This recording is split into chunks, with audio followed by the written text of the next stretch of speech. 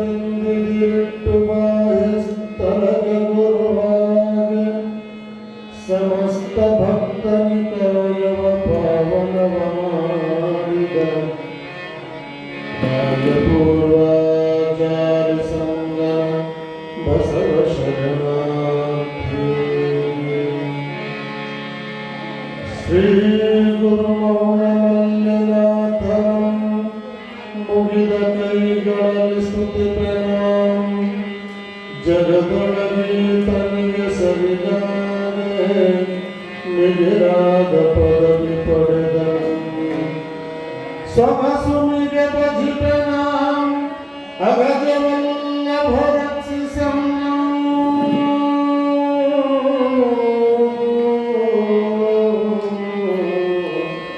ಅಗಜವಲ್ಲಭ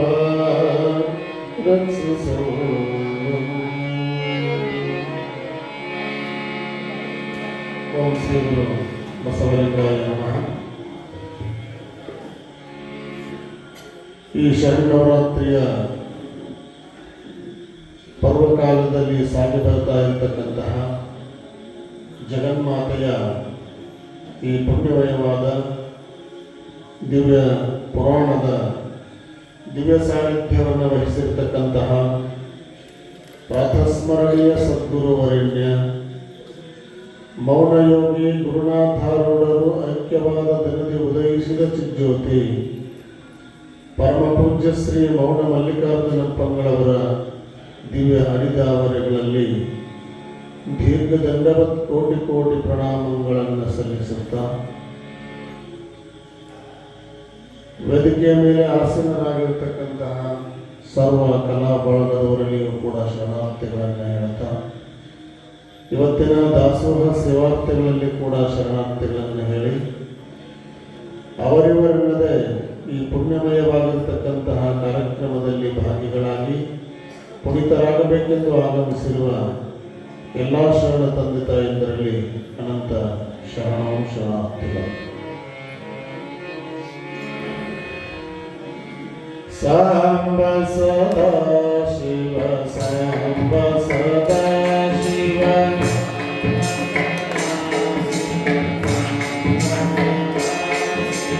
ಸಾಂಬ ಸದಾ ಶಿವ ಸಾಂಬ ಸದಾ ಶಿವ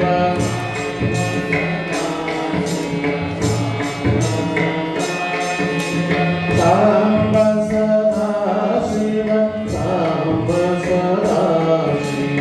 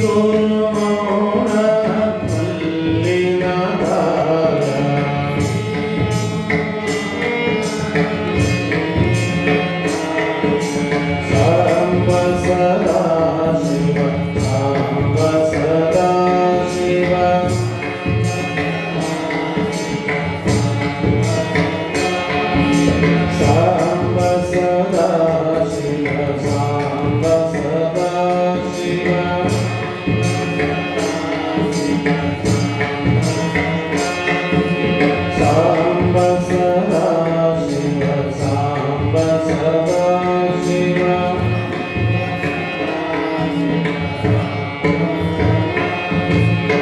ಶಿವ ಸಾಂಬ ಜಯ ನಮಃ ಪಾರ್ವತಪದೇ ಶಿವ ಹರ ಹರ ಮಹಾದೇವ.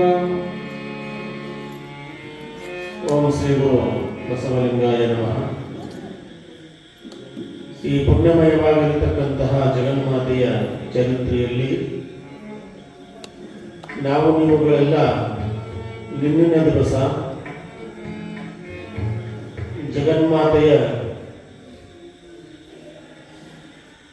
6ನೇ ಅಧ್ಯಾಯದಲ್ಲಿ ಚಿಕ್ಷುರಣ ವಧೆ ಎನ್ನುವಂತಹದ್ದನ್ನು ನೋಡಿದ್ದೇವೆ. ಮಹಿಷಾಸುರನ ಸೇನಾಧಿಪತಿಯಾಗಿರ್ತಕ್ಕಂತಹ ಚಿಕ್ಷುರ ಅಂತಕ್ಕಂಥವ ಜಗನ್ಮಾತೆಯ ಜೊತೆ ಯುದ್ಧವನ್ನು ಮಾಡಿದಾಗ ಜಗನ್ಮಾತೆ ಅನೇಕಾನೇಕವಾಗಿರತಕ್ಕಂಥ ಪ್ರಕಾರಗಳಲ್ಲಿ ಅಸ್ತ್ರಾಸ್ತ್ರಗಳನ್ನು ಬಿಟ್ಟು ಆತನ ಜೊತೆ ಯುದ್ಧವನ್ನು ಮಾಡಿ ಶಿವನ ತ್ರಿಶೂಲದಿಂದ ಆತನ ತಲೆಗೆ ತ್ರಿಶೂಲದಿಂದ ಆತನ ಎದೆಗೆ ತಿವಿದು ಆತನನ್ನು ಸಂಹಾರ ಮಾಡಿದಳು ಅಂತ ಹೇಳಿ ನಾವೆಲ್ಲ ನಿನ್ನೆ ನೋಡಿದ್ದೇವೆ. ಇವತ್ತಿನ ದಿವಸ 7ನೇ ಅಧ್ಯಾಯದಲ್ಲಿ ಬಿಡಾಲ ಅಂತಕ್ಕಂತಹ ಸೇನಾಧಿಪತಿ ರಾಕ್ಷಸ ದೂತ ಆ ಜಗನ್ಮಾತೆಯ ಜೊತೆ ಯುದ್ಧವನ್ನು ಮಾಡ್ತಾ ಇದ್ದಾನೆ.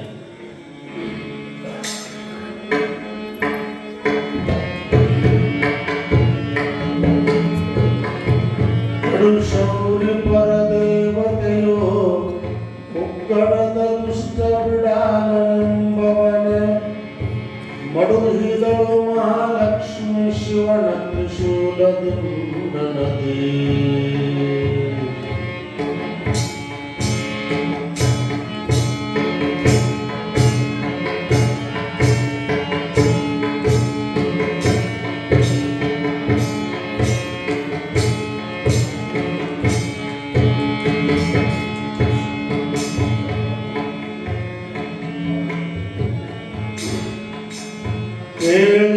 ಶೌನಕರ ಚಿಕ್ಷುರ ಕಾಲವಾಗಲಿ ಕಾಗ ಮಹಾಬಲ ಜಾಲ ಓಡಿತು ಕಂಡ ಕಡೆಯ ದೇವಿ ಯುದ್ಧಕ್ಕೆ ಮೇಲೆ ಬಿದ್ದನು ಮಹಾಬಿಡಾಲ ಕಾಲಿದನು ಬಹು ಕೋಪ ಸಚಿವನು ಮೇಳವಾದನೆ ಸುರರ ತೋಳ ಶಿವ ಶಿವ ಎಂದು.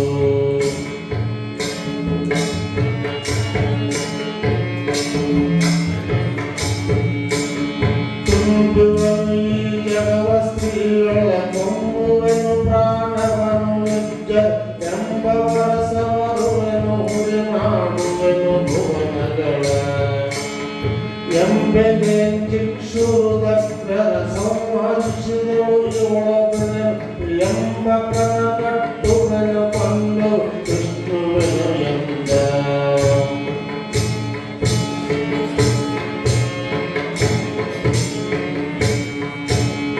ಎಂದು ಕೊಂಡನು ಧನುವನೇರಿಸು ತಂದು ಸುರಿದನು ಸರಳ ತೈಜ ಒಂದು ಮುಸುಕಿತು ರವಿರ ಸುಮೆ ಕಾಣಿಸದ ತೆರನಂತೆ ಚಂದ ಚಂದದ ಮಹಾಶರವು ಭೋರೆಂದು ಮಘವಳ ತಾವು ಕರೆತಂದದಲ್ಲಿ ಪರದೇವಿ ಮಕುಟ ಮೇಲೆ ಕೇಳೆಂದ.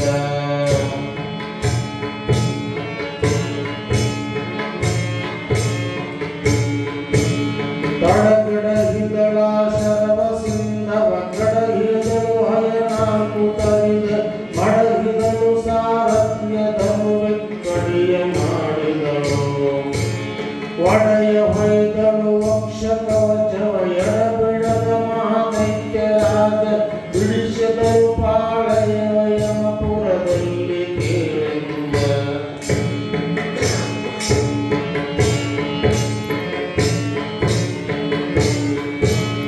ಅಡರಿದನು ಹೊಸದ ಕವನವನು ಗಡವದನುವನು ಒಂದು ಕೋಪ ಒಡನೆ ಶರಪಾಳಯವ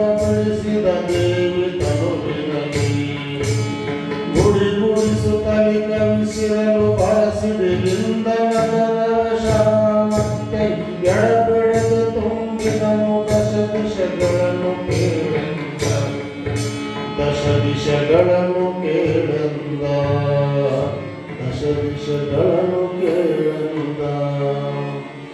ಈ ರೀತಿಯಾಗಿ ಚಿಕ್ಷುರ ಅಂತಕ್ಕಂತಹ ರಾಕ್ಷಸ ನಾಶವಾಗಿ ಹೋದ ಮೇಲೆ ಬಿಡಾಲ ಅಂತಕ್ಕಂತಹ ರಾಕ್ಷಸ ಜಗನ್ಮಾತೆಯ ಜೊತೆ ಯುದ್ಧವನ್ನು ಮಾಡ್ತಾನೆ. ಎಂತಹ ಶೌರ್ಯವಂತಳಾಗಿರತಕ್ಕಂತಹ ಹೆಣ್ಣು ಮಗಳಿಗೆ ಇವಳು ಎಲ್ಲರನ್ನೂ ಕೊಂದು ಹಾಕಿದಳಲ್ಲಪ್ಪ ಶವಶವ ಅಂತ ಹೇಳಿ ಆ ಜಗನ್ಮಾತೆಯ ಮೇಲೆ ಬಾಣಗಳ ಸುಮಳೆಯನ್ನು ಗೆಲ್ತಾ ಇದ್ದಾನೆ. ಯಾರೇ ಇರಲಿ ಇವಳನ್ನು ನಾನು ಸಂಹರಿಸಿ ಬಿಡುತ್ತೇನೆ ಅಂತಕ್ಕಂತಹ ಧೈರ್ಯದೊಂದಿಗೆ ಎದುರುಗಡೆ ಬರ್ತಾನೆ. ತುಂಬುವೆನು ಈ ಜಗವ ಸ್ತ್ರೀಯಳ ಕೊಂಬುವೆನು ಪ್ರಾಣವನು ಚರನೆಂಬುವ ಸಾರುವೆನು ಉಳಿ ಮಾಡುವೆನು ಭುವನಗಳ. ಈ ಸ್ತ್ರೀಯಳು ಅಂತಕ್ಕಂಥವರನ್ನ ತಿಂದು ಹಾಕ್ತಿದ್ದೇನೆ. ನಿರ್ಜನರು ಅಂದ್ರೆ ದೇವತೆಗಳಂತಕ್ಕಂಥವರನ್ನು ಸಂಹರಿಸಿ ಬಿಡ್ತೇನೆ, ಇವರನ್ನು ಬಿಡುವುದಿಲ್ಲ ಅಂತ ಹೇಳಿ ಆ ಜಗನ್ಮಾತೆಯ ಜೊತೆ ಯುದ್ಧವನ್ನು ಆರಂಭ ಮಾಡ್ತಾನೆ. ಆ ಜಗನ್ಮಾತೆ ಅಂತಕ್ಕಂಥವಳು ಆತನ ಏನು ಮಾಡಿದಳು ಅಂತಂದ್ರೆ ಆತನ ರಥವನ್ನು ಕಡಿದು ಸಂಹರಿಸಿ ಆತನನ್ನು ನೆಲಕ್ಕೆ ಉಳಿಸ್ತಾಳೆ. ತಡೆಗಡಹಿದಳ ಶರವ ಸಿಂಧವ ಗಡಹಿದಳು ಹರಿನಾಲ್ಕು ತರಿದೆ ಮಡುಹಿದಳು ಸಾರಥ್ಯ ತಮಗೆ ಕಡಿಯ ಮಾಡಿದಳು ಒಡೆಯ ವೈದಳು ವಕ್ಷ ಕವಚವ ಎಡಬಿಡದ ಮಹಾದೈತ್ಯ ರಾಜ ಬಿಡಿಸಿದಳು ಪಾಳಯವ ಯಮಪುರದಲ್ಲಿ ಕೇಳೆಂದ ಯಮಪುರದಲ್ಲಿ ಕೇಳೆಂದ. ಆ ರಥ ಅಂತಕ್ಕಂಥದ್ದು ಏನು ಓಡೋಡಿ ಬರುತ್ತಿತ್ತೋ ಆ ಚಕ್ರಕ್ಕೆ ತನ್ನ ಬಾಣವನ್ನು ಹೊಡೆದು ಆ ರಥವನ್ನು ಕೆಡವಿ 100 ಚೂರು ಮಾಡಿಬಿಡ್ತಾಳೆ.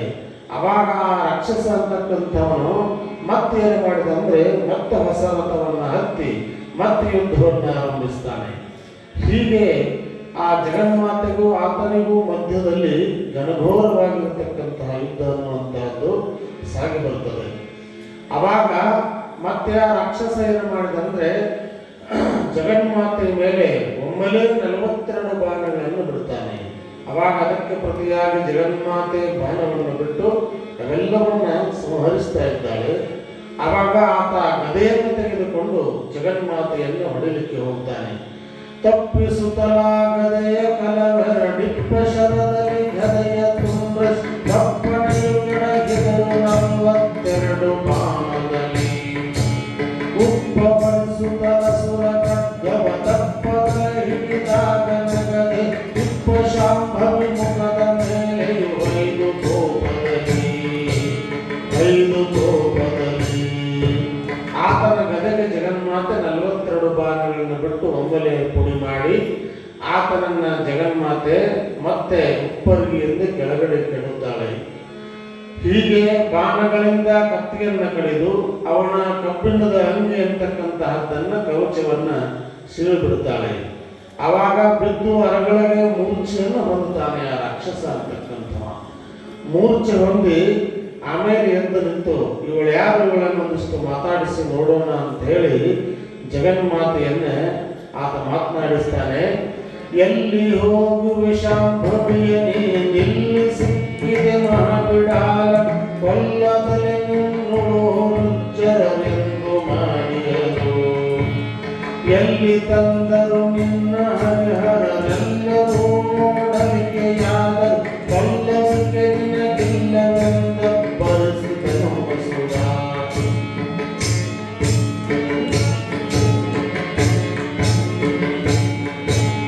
ಎಲ್ಲವ ಕೇಳು ಬಿಡಾಲ ಸಮ್ಮುಖದೊಳಗೆ ಸಿಕ್ಕಿದಳನ್ನು ಕೊಲ್ಲದ ಉಳುಹುವೆಯನೇ ಉಳುವೆಯಾಯುದು ತಿಳಿಯದೆ ಮಗಿಂದು ಬರಲು ನೀವು ನಾಸ್ತಿಯು ಎಮ್ಮ ಬಲವು ನಾನಂತಲ್ಲಿಯಂತ ಬಲು ಭಯಂಕರಿ ಚಿರಿದಲೈ ಜಗದಾ ಕಪೋಲವನು ಗಜದ ಕಪೋಲವನು. ಆ ರಾಕ್ಷಸ ಅಂತಕ್ಕಂಥವ ನೀ ಎಲ್ಲಿಯ ಸ್ತ್ರೀ, ಯಾವ ರೀತಿಯಾಗಿ ಆ ತ್ರಿಮೂರ್ತಿಗಳಂತಕ್ಕಂಥವರು ನಿನ್ನನ್ನು ಆ ದೇವತೆಗಳಂತಕ್ಕಂಥವರು ಈ ಯುದ್ಧ ರಣರಂಗಕ್ಕೆ ತಂದು ಬಿಟ್ಟಿದ್ದಾರೆ.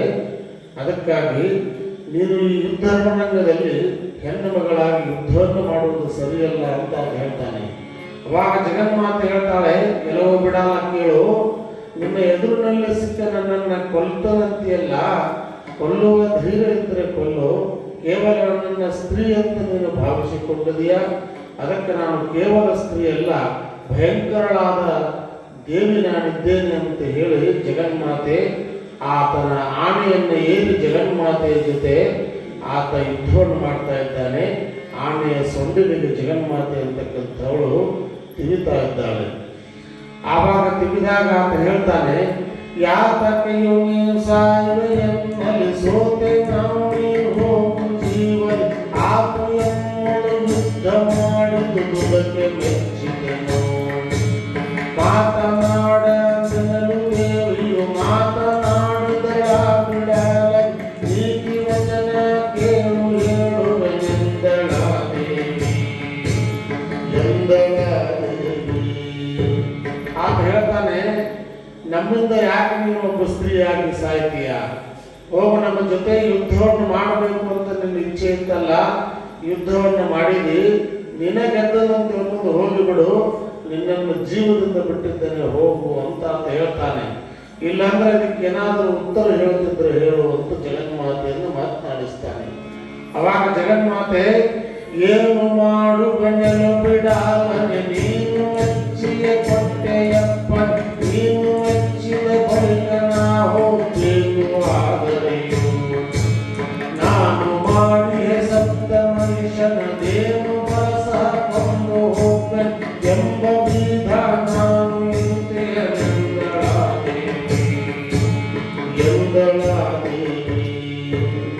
ನೀ ಎಲ್ಲ ನಾನು ನಿಮ್ಗೆ ಶಬರಿಗೆ ಮೆಚ್ಚಿದನ್ನು ಹೋಗುವಂತೆಲ್ಲ ಹೇಳ್ತಿ, ಹೋಗ್ಬೇಕು ನಾನು. ಆದರೆ ನಾವೊಂದು ಶಪಥವನ್ನು ಮಾಡಿದ್ದೇನೆ, ಮಹಿಷಾಸುರನ ಎಲ್ಲ ಬಲವನ್ನ ನಾನು ನಾಶ ಮಾಡಿಯೇ ಹೋಗಬೇಕು ಅಂತ ಹೇಳಿ ಶಪಥವನ್ನು ಮಾಡಿದ್ದೇನೆ.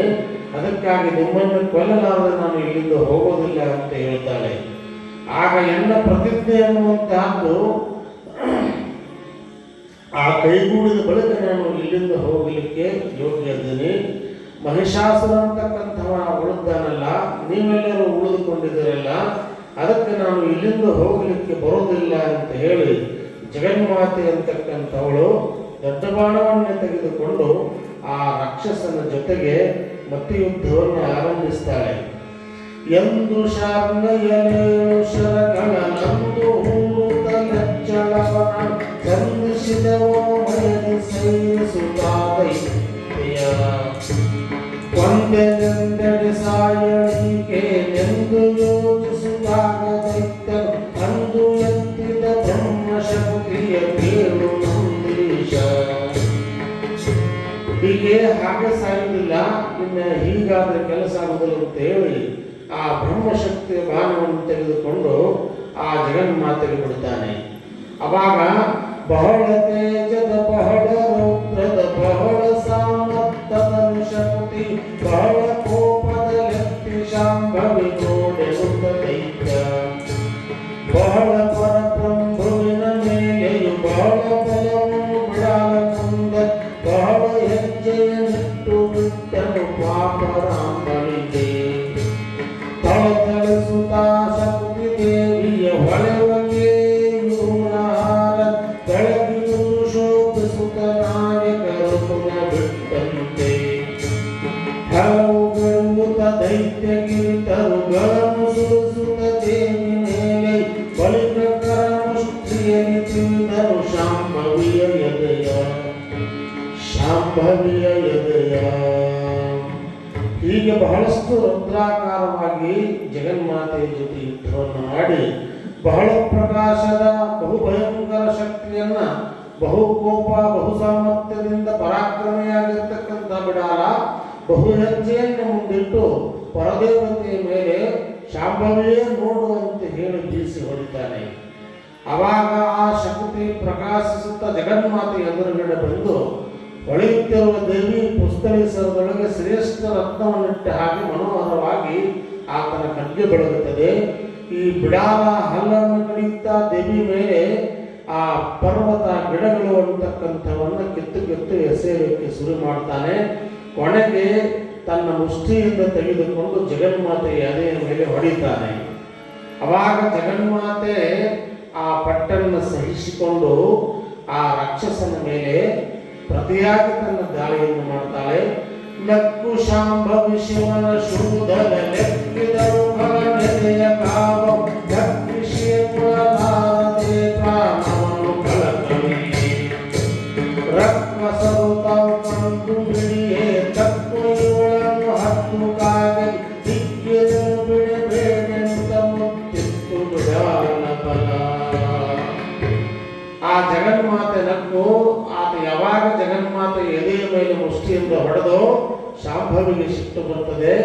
ಆ ಶಿವನ ತ್ರಿಶೂಲವನ್ನು ತೆಗೆದುಕೊಂಡು ಪ್ರತಿಯಾಗಿ ಬಿಡಾರನ ಎದೆಗೆ ಯಾವಾಗ ತಿರುತಾಳೋ ಆ ಎದೆಗೆ ತ್ರಿಶೂಲ ಅನ್ನುವಂತಹದ್ದು ನಾಟ ಪಾರ ಆಯ್ದು ಆ ರಾಕ್ಷಸ ಅಂತಕ್ಕಂಥವ ನೆಲಕ್ಕೆ ಹೊರಗೆ ಪ್ರಾಣವನ್ನು ಬಿಟ್ಟ ಅಂತ ಹೇಳ್ತಾರೆ. ಹೀಗೆ ಆತ ಸತ್ತ ಹೋದ ಮೇಲೆ ಉಳಿದಿರ್ತಕ್ಕಂತಹ ಬಿಡಾರನ ಬಲ ಸೈನ್ಯ ಅಂತಕ್ಕಂತಹದ್ದು ಇವಳನ್ನು ಬಿಡಬೇಡ್ರಿ, ತಗೊಳ್ರಿ, ಈಕೆಯನ್ನು ಕಟ್ಟಿ ಹಾಕ್ರಿ ಅಂತ ಎಲ್ಲ ಸೈನ್ಯ ಅನ್ನುವಂತಹದ್ದು ಹುಯಿಲನ್ನು ಎಬ್ಬಿಸ್ತದೆ. ಹೀಗೆ ಇಲ್ಲಿ ಬಿಡಾಲ ಅಂತಕ್ಕಂತಹ ರಾಕ್ಷಸ ಅಸುನೀಗಿದ ಅಂತ ಹೇಳ್ತಾರೆ. ಹೀಗೆ ಬಿಡಾಲ ರಾಕ್ಷಸನನ್ನು ಜಗನ್ಮಾತೆ ಇವತ್ತಿನ ದಿವಸ ಸಂಹಾರ ಮಾಡಿದ್ದಾಳೆ. ಆ ಬಿಡಾಲ ರಾಕ್ಷಸ ಅಂತಕ್ಕಂಥವನು ಅಲ್ಲಿ ಬಿಡಾಲ ನಮ್ಮಲ್ಲಿ ಯಾವ ಅವಗುಣ ಅಂತಕ್ಕಂತಹದ್ದು ಅಂದರೆ ನಮ್ಮಲ್ಲಿರ್ತಕ್ಕಂಥ ಮೋಹ ಅಂತಕ್ಕಂಥ ಗುಣವೇ ಇಲ್ಲಿ ಬಿಡಾಲನಾಗಿದ್ದಾನೆ. ಮೋಹ ಗುಣ ನಮ್ಮಲ್ಲಿ ಕಾಮ ಕ್ರೋಧ ಲೋಭ ಮೋಹ ಮದ ಮತ್ಸರ ಇವು ಅರಿಷಡ್ ವರ್ಗಗಳಿವೆ. ಅದರಲ್ಲಿ ಮೋಹ ಅಂತಕ್ಕಂತಹದ್ದು, ಈ ಮೋಹ ಅಂತಕ್ಕಂತಹದ್ದು ಏನು ಮಾಡ್ತದೆ ಅಂತಂದ್ರೆ ನಮ್ಮನ್ನು ಆವರಿಸಿಕೊಂಡು ಬಿಡ್ತದೆ. ನಮ್ಮನ್ನು ಆವರಿಸಿಕೊಂಡು ಆ ಮೋಹ ಪಾಶದ ರೀತಿಯೊಳಗೆ ನಮ್ಮನ್ನು ಬಿಗಿತದೆ. ಅದಕ್ಕೆ ಮೋಹಕ್ಕೆ ಏನಂತ ಕರೀತಾರೆ ಅಂದರೆ ಮೋಹ ಪಾಶ ಅಂತ ಕರೀತಾರೆ. ಈ ಮೋಹ ಪಾಶದೊಳಗೆ ನಾವು ಏನಾದರೂ ಬಿದ್ದೀವು ಅಂದರೆ ಮೋಹ ಅಂತಕ್ಕಂತಹದ್ದು ಮನುಷ್ಯ ಒಂದರ ಮೇಲೆ ಅಷ್ಟೇ ಇರುವುದಿಲ್ಲ. ಈ ಸಂಸಾರದಲ್ಲಿರ್ತಕ್ಕಂಥ ಎಲ್ಲ ಐಹಿಕ ವಸ್ತುಗಳ ಮೇಲೆ ಮನುಷ್ಯ ಮೋಹವನ್ನು ಮಾಡ್ತಾನೆ. ಒಬ್ಬರಿಗೆ ಭೂಮಿ ಮೇಲೆ ಬಹಳ ಮೋಹ ಇರುತ್ತದೆ, ಒಬ್ಬರಿಗೆ ಅಧಿಕಾರದ ಮೇಲೆ ಮೋಹ ಇರುತ್ತದೆ, ಒಬ್ಬರಿಗೆ ಹೆಣ್ಮಕ್ಕಳ ಮೇಲೆ ಮೋಹ ಇರುತ್ತದೆ, ಒಬ್ಬರಿಗೆ ಬಂಗಾರದ ಮೇಲೆ ಮೋಹ ಇರುತ್ತದೆ. ಹೀಗೆ ಈ ಜಗತ್ತಿನಲ್ಲಿರ್ತಕ್ಕಂತಹ ನಾನಾ ಅನೇಕ ವಸ್ತುಗಳ ಮೇಲೆ ಮನುಷ್ಯ ಮೋಹವನ್ನು ಮಾಡ್ತಾನೆ. ಒಂದೊಂದು ಇಂದ್ರಿಯಗಳು ಒಂದೊಂದು ಚಪಲತೆಗೆ ಒಳಗಾಗಿ ಆ ಇಂದ್ರಿಯಗಳ ಚಪಲತೆಗೆ ನಾವು ಒಳಗಾಗಿ ಏನನ್ನು ಮಾಡ್ತೇವೆ ಅಂದರೆ ಮೋಹವನ್ನು ಮಾಡ್ತಾ ಇದ್ದೇವೆ. ಅಂತಹ ಮೋಹ ಅಂತಕ್ಕಂತಹದ್ದು ಮನುಷ್ಯನನ್ನು ಎಲ್ಲಿಗೆ ಒಯ್ತದಂದರೆ ಅಧಃಪತನಕ್ಕೆ ಒಯ್ತದೆ. ಅಂತಹ ಅಧಃಪತನಕ್ಕೆ ಒಯ್ತಾ ಇರ್ತಕ್ಕಂಥ ಈ ಮೋಹವನ್ನು ನಾವು ಕಳ್ಕೊಳ್ಬೇಕು ಅಂತೇಳಿ ಮಹಾತ್ಮರು ನಮಗೆಲ್ಲ ಹೇಳ್ತಾರೆ. ಈ ಮೋಹದಿಂದ ಒಂದೊಂದು ವಸ್ತುವಿನ ಮೇಲೆ ಒಂದೊಂದು ಮೋಹವನ್ನು ಮಾಡಿ ಒಂದೊಂದು ಪ್ರಾಣಿಗಳು ತಮ್ಮ ಪ್ರಾಣವನ್ನು ಕಳೆದುಕೊಂಡಿದ್ದಾವೆ. ಹೇಳ್ತಾರೆ, ಸಂಸ್ಕೃತದಲ್ಲಿ ಒಂದು ಮಾತನ್ನು ಹೇಳ್ತಾರೆ, ಶಬ್ದಾದಿಭಿಹಿ ಪಂಚತಿರೇವ ಪಂಚ ಪಂಚತತ್ವಮಾನಂ ಸಗುಣೇನ ಬದ್ಧಃ ಕುರಂಗ ಮತಂಗ ಪತಂಗ ಮೀನ ಪೃಂಗಾನಂ ನರಪಂಚ ವಿರಂಚಿತ ಕಿಂ. ಹೇಳ್ತಾರೆ ಏನು ಅಂತಂದ್ರೆ ಈ ಪಂಚ ಇಂದ್ರಿಯಗಳಂತಕ್ಕಂಥವುಗಳು ನಮ್ಮಲ್ಲಿ ಅನೇಕ ಚಪಲತೆಯನ್ನು ಉಂಟು ಮಾಡ್ತಾ ಇದ್ದಾರೆ. ಹಾಗೆ ಪಂಚ ಪ್ರಾಣಿಗಳು ಅಂತಕ್ಕಂಥವು ಒಂದೊಂದು ಇಂದ್ರಿಯ ಚಪಲತೆಯಿಂದ ಒಂದೊಂದಕ್ಕೆ ಮಾಡಿ ಒಂದೊಂದು ತಮ್ಮ ಪ್ರಾಣವನ್ನು ಕಳ್ಕೊಂಡಿದ್ದಾವೆ. ಆದರೆ ಈ ಪಂಚ ಇಂದ್ರಿಯಗಳು ಸಹಿತ ಈ ಮನುಷ್ಯನಲ್ಲಿ ಅವು ಗಟ್ಟಿದ್ದಾವೆ. ಹೀಗೆ ಒಂದು ಇಂದ್ರಿಯಕ್ಕಾಗಿ ಒಂದು ಪ್ರಾಣಿ ಹೋದರೆ ಈ ಪಂಚೇಂದ್ರಿಯಗಳು ಅಂತಕ್ಕಂಥವುಗಳನ್ನ ಒಳಗೊಂಡಿರ್ತಕ್ಕಂಥ ನರಳಪಾಡೇನು ಅಂತ ಹೇಳ್ತಾರೆ. ಈಗ ಅವ್ರು ಏನು ಹೇಳಿದ್ರು ಅಂದ್ರೆ ಕುರಂಗ ಮತಂಗ ಪತಂಗ ಮೀನ ಭೃಂಗ ಅಂತ ಹೇಳಿದರು. ಕುರಂಗ ಅಂದ್ರೆ ಏನು ಅಂತಂದ್ರೆ ಜಿಂಕೆ, ಜಿಂಕೆ ಎದಕ್ಕೆ ಮೋಹಗೊಳ್ಳುತ್ತದೆ ಅಂದರೆ ಅದು ಶಬ್ದಕ್ಕೆ ಮೋಹಗೊಳ್ಳುತ್ತದೆ. ವ್ಯಾಧನಾಗಿರ್ತಕ್ಕಂಥವನು, ಬೇಡವಾಗಿರ್ತಕ್ಕಂಥವನು ಏನು ಮಾಡ್ತಾನಂದ್ರೆ ಗೆಜ್ಜೆ ಸಪ್ಪಳ ಮಾಡ್ತಾನ.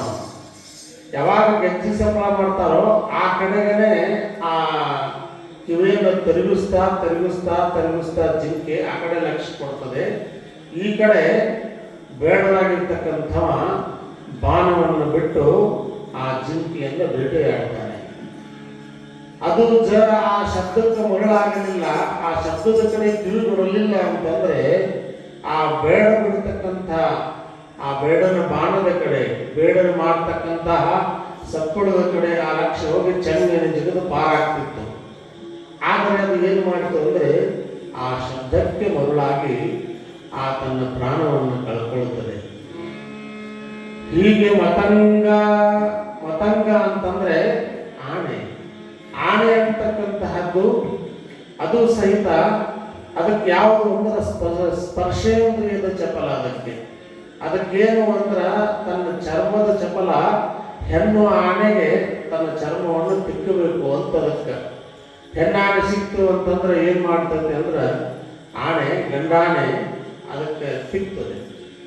ಹೆಣ್ಣನ್ನು ನೋಡಿ ಗಂಡಾನೆ, ಗಂಡಾನೆಯನ್ನು ನೋಡಿ ಹೆಣ್ಣಾನೆ, ಒಂದಕ್ಕೊಂದು ಚರ್ಮ ಸ್ಪರ್ಶ ಮಾಡ್ಬೇಕಂತಾವು. ಅದಕ್ಕೆ ಬೇಟೆಯಾಡುವ ಬೇಟೆಗಾರರು ಏನು ಮಾಡ್ತಾರಂದ್ರೆ ಒಂದಿಷ್ಟು ಹುಲ್ಲಿನ ದೊಡ್ಡ ಕಂದರವನ್ನು ತೆಗೆದು ಅದರ ಮೇಲೆ ಹುಲ್ಲು ಬೆಳೆಸ್ತಾರೆ. ಆ ಹುಲ್ಲಿಗಾಗಿ ಬಂದು ಆ ಕಡೆಗೆ ಆನೆ ಬಹಳ ಬರ್ತಿರ್ತೈತ್ರಿ. ಹೆಜ್ಜೆ ಇಡ್ಬೇಕಾದ್ರೆ ಹಿಂಗೆ ಸವಕಾಶ ಇರ್ತೈತೆ, ಸವಕಾಶ ಇರ್ತೈತ್ರಿ ಹೆಜ್ಜೆ. ಆನೆ ತಗೊಂಡ್ಬರ್ಬೇಕು, ಗಾಡ್ಯಾಗ ಹತ್ಬೇಕಂದ್ರೆ ನಾವು ಹೋಗಿದ್ದು ತರಕ್ಕೆ ಮುದೋಳಕ್ಕೊಮ್ಮೆ ಚಪ್ಪಲ್ಕಟ್ಟೆ ಆನೆ ಅವರು ಕಾಯಂ ಹತ್ತು ತೊಗೊಂಡ್ಬರೋದು ಇದ್ದಿದ್ದಿಲ್ಲ, ಯಾವುದು ಟ್ರಕ್ ಇದ್ದಿಕ್ಕಿಲ್ರಿ. ಅವಾಗ ಟ್ರಕ್ ಇಲ್ಲ ಅಂತಿಲ್ಲ, ನಾವು ತೊಗೊಂಡ ಬರ್ಬೇಕಂತ ಹೇಳಿ ಬೇರೆ ಬಾಡಿಗೆ ಟ್ರಕ್ ಮಾಡಿದ್ವಿ. ಅದು ಆನೆ ಹಿಂಗೆ ಮಾಡ್ತಿತ್ತು, ಕಾಲು ಇಡ್ತಿತ್ರಿ. ಕಾಲಿಟ್ಟು ಹಿಂಗೆ ಹಿಂಗೆ ಹಿಂಗೆ ಒಂದು ಅಳಗಾಡಿಸಿ ನೋಡ್ತಿತ್ತು. ಮೊದಲು ಟ್ರಕ್ನ ಅಳಗಾಡಿಸಿ ನೋಡೋದಕ್ಕೆ ಗಂಟೆ ಎಣಿಸಿದ್ರೆ ಹತ್ತೋದಿಲ್ಲ ಅಂದ್ರೆ ಇಲ್ಲಿ ಹಿಂಗೆ ಕಾಲು ಹಿಡಿದ್ರೆ ಹಿಂಗೆ ಸರಿಯೋದು. ಹಿಂಗೆ ಒಂದಲ್ಲ ಎರಡು ಟ್ರಕ್ ತಂದೀವ್ರಿ. ಎರಡನ್ನೂ ಹಿಂಗೆ ಹಿಂಗೆ ಅಳಗಾಡಿಸ್ಕೊಂಡು ಬಿಡೋದು. ಕಡೆಗೆ ಮೂರರಿಂದ ಒಂದು ಹೊಸ ಟ್ರಕ್ ಸಿಕ್ತ್ರಿ. ಅವಾಗ ಅದಕ್ಕೆ ಅಳಗಾಡಿಸಿ ನೋಡಿ ಮ್ಯಾಲೆ ಹಿತ್ತೊಳಗೆ ಹೋಗ್ತಾರೆ ಅದು ಆನೆ. ಅಷ್ಟು ಬೆರಕಿರ್ತಾವ ಆನೆ. ಅದರ ಹೆಜ್ಜೆ ಇಡ್ಬೇಕಾದ್ರೂ ತೂಕಲೆ ಹೆಜ್ಜೆ ಇಟ್ಕೊಂತ ಹೋಗಿರ್ತೈತೆ ಅದು. ಆದ್ರೆ ಅದು ಕುಲ್ಲ ಇತ್ತು ಅಂತಂದ್ರೆ ಏನು ಮಾಡ್ತಾರೆ, ಎಂಥ ತೆಗ್ದು ತೆಗೆದ್ರೆ ಹೆಜ್ಜೆ ಇಡೋದನ್ನ ಸಾವಕಾಶ ಹಿಂಗೆ ಹೆಜ್ಜೆ ಇಟ್ಟು ಮುಂದೆ ಹೋಗ್ತೈತಿ. ಆ ಬೇಟೆಯಾಡೋರು ಏನು ಮಾಡಿರ್ತಾರೆ, ದೊಡ್ಡ ತೆಗೆದು ಅದರ ಮೇಲೆ ಪಳೆಗಳನ್ನು ಹಾಕಿರ್ತಾರೆ, ತಿಳುವನ್ನು ಹಾಕಿ ಮೇಲೆ ಹುಲ್ಲು ಬೆಳೆಸಿರ್ತಾರ. ಆಚೆ ಕಡೆ ಏನು ಮಾಡ್ತಾರ ಅಂದ್ರೆ ಹೆಣ್ಣಾನೆ ನಿಲ್ಲಿಸಿರ್ತಾರ. ಆ ಕಡೆ ಹೆಣ್ಣಾನೆ ನಿಲ್ಲಿಸಿದ್ರೆ ಹೆಂಗೆ ಆಕತಿ ಅಂದ್ರೆ ಇದು ಅದರ ಕಡೆ ಲಕ್ಷ್ಯ ಇರ್ತೈತಿ. ಇಲ್ಲಿ ತೆಳಗೆ ಹೆಜ್ಜೆ ಇಡೋದ್ನ್ಯಾಗ ಅದು ತನ್ನ ಗಮನ ಕೊಡೋದಿಲ್ಲ. ಅವಾಗ ಏನಾಗ್ತೈತಿ ಅಂದ್ರೆ ಅದನ್ನು ನೋಡ್ಕೊಂತ ನಾವು ಹೋಗಿ ಅದು ಆ ತೆಗ್ಗಿಗೆ ಬಿದ್ದು ಬಿಡ್ತದೆ. ಆ ಹುಲ್ಲು ಐತಿ ಅಂತ ತಿಳಿದು ದಾಟಕ್ಕೆ ಹೋಗಿ ತೆಗ್ಗಿನೊಳಗೆ ಬಿದ್ದು ಆ ಆನೆ ಅಂತ ಹೊಡೆದು ಆ ಬೇಟೆಗಾರನ ವಶವಾಗಿ ಇಡೀ ಜೀವನವನ್ನು ಅವನ ಜೊತೆ ಕಳೆಯಬೇಕಾಗ್ತದೆ. ಹೀಗೆ ಈ ಮತಂಗ ಅಂತಕ್ಕಂತಹದ್ದು ಸ್ಪರ್ಶಕ್ಕಾಗಿ ಶಬ್ದ, ಸ್ಪರ್ಶ, ರೂಪ, ರಸ, ಗಂಧ ಅಂತಕ್ಕಂತಹ ಇವುಗಳಿಗೆ ವ್ಯಾಮೋಹಕ್ಕಾಗಿ ಕೆಲವೊಂದು ಪ್ರಾಣಿಗಳೆಲ್ಲ ನಾಶ ಹೊಂದಿದ್ದಾವೆ ಅಂತ ಹೇಳ್ತಾರೆ ಅವರು.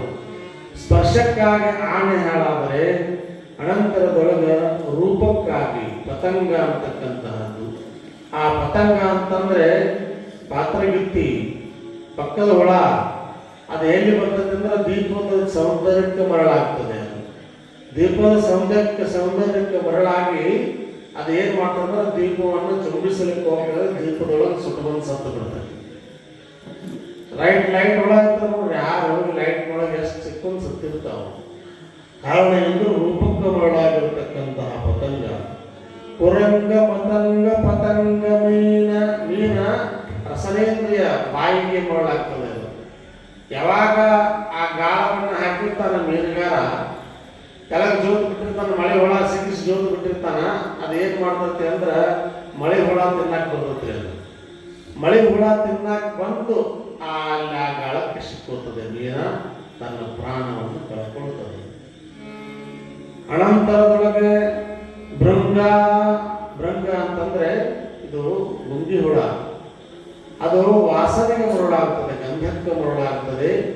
ಎಲ್ಲಿ ಅಂತಂದ್ರೆ ಕಮಲದ ಹೂವಿನ ಪರಿಮಳಕ್ಕ ಅದು ಏನಾಗ್ತದೆ ಅಂದ್ರೆ ಮರುಳಾಗ್ತದೆ.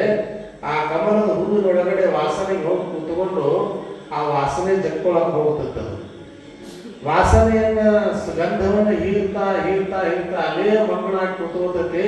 ಯಾವಾಗ ಹೊತ್ತು ಮುರುಗುತ್ತದೋ ಸೂರ್ಯ ಇಳಿತಾ ಬಂದಂಗ ಆ ಕಮಲ ಹೂವು ಮುಚ್ಕೊಂತ ಬಂದ್ಬಿಡ್ತೈತಿ. ಕಮಲ ಹೂವು ಪೂರ್ಣ ಅದನ್ನು ಮುಚ್ಚಿಕೊಂಡಾದ್ಮೇಲೆ ಅದರೊಳಗಡೆನೆ ಸಿಕ್ಕು ಅಲ್ಲೇ ಆ ಭೃಂಗ ಅಂತಕ್ಕಂತಹದ್ದು ಹಸುವಿಗೆ ಹೋಗ್ತದೆ. ಹೀಗೆ ಭೃಂಗ ಅಂತಕ್ಕಂತಹದ್ದು ಗಂಧದ ಮೋಹಕ್ಕೆ ಯಾವ ಇಂದ್ರಿಯ ಅಂತಂದ್ರೆ ನಮ್ಮ ಮೂಗಿನ ಆ ಮೂಗ ಗಂಧವನ್ನು ಹಿಡಿಯುತ್ತದೆ. ಆ ಇಂದ್ರಿಯ ಚಪಲ ಮೂಗಿನ ಚಪಲಕ್ಕೆ ಗಂಧದ ರೂಪಕ್ಕೆ ಗಂಧಕ್ಕೆ ಮೋಹಗೊಂಡು ವಾಸನೆಗೆ ಮೋಹಗೊಂಡು ಇಲ್ಲಿ ಗುಂಗಿ ಹುಳ ನಾಶ ಆಗ್ತದೆ. ಬಾಯಿಯ ಚಪಲಕ್ಕೆ ಮಳೆ ಹುಳುವಿನ ಒಂದು ರುಚಿಗಾಗಿ ಅದರ ಮೋಹಕ್ಕಾಗಿ ನೀರನ್ನುವಂತಹದ್ದು ನಾಶ ಆಗ್ತದೆ. ಆ ದೀಪದ ರೂಪಕ್ಕೆ ಮರುಳಾಗಿರ್ತಕ್ಕಂತಹ ಪತಂಗ ಅದು ಸುಟ್ಟುಕೊಂಡು ಹೋಗುತ್ತದೆ. ಹೀಗೆ ಸ್ಪರ್ಶದ ಆಕಾಂಕ್ಷೆಗಾಗಿ ಹೋಗಿರ್ತಕ್ಕಂತಹ ಆಣೆ ಅದು ಅದರ ಮೋಹದಲ್ಲಿ ಬಿದ್ದು ಅದು ನಾಶ ಆಗ್ತದೆ. ಹೀಗೆ ಜಿಂಕೆ ಅಂತಕ್ಕಂತಹದ್ದು ಶಬ್ದಕ್ಕೆ ಮರುಳಾಗಿ ಅದಕ್ಕೆ ಮೋಹವಾಗಿ ಅದು ನಾಶವನ್ನು ಹೊಂದುತ್ತದೆ. ಹೀಗೆ ಒಂದೊಂದು ಪ್ರಾಣಿಗಳಲ್ಲಿ ಒಂದೊಂದು ಇಂದ್ರಿಯ ಹೆಚ್ಚು ಬಲ ಐತಿ, ಅವು ನಾಶ ಆಗ್ಯಾವೆ. ಆದರೆ ಮನುಷ್ಯನಲ್ಲಿ 5 ಇಂದ್ರಿಯಗಳು ಪ್ರಬಲವಾಗಿದ್ದಾವೆ.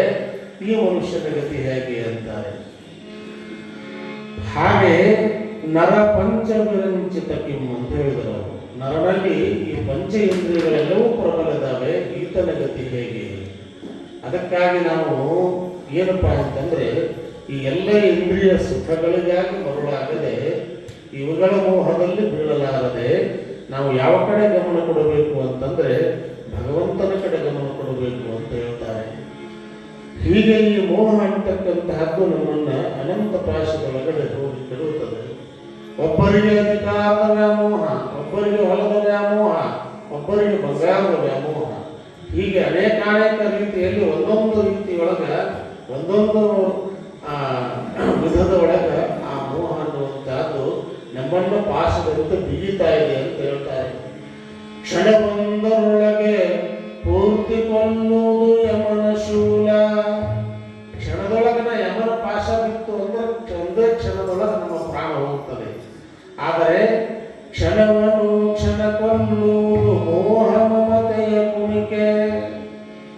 ಆ ಮೋಹ ಮಮತೆಯ ಕುಣಿಕೆ, ಮೋಹದ ಕುಣಿಕೆ ಅಂತಕ್ಕಂತಹದ್ದು, ಮೋಹದ ಪಾಶ ಅಂತಕ್ಕಂತಹದ್ದು ನಮ್ಮನ್ನ ಒಂದು ಕ್ಷಣ ಅಟಾಟ ಅಟಾಟ ಅಟಾಟ ಬಿಕ್ಕೊಂತ ಒಮ್ಮೆಗೆ ಊರು ಹಾಕಂಗಿಲ್ಲ. ಅದು ಇಟ್ಟಿಟ್ಟ ಅದಕ್ಕೆ ಹಾಕುವಂತ ಹೋಗ್ತಕ್ಕಂತಾರ ಅವರು.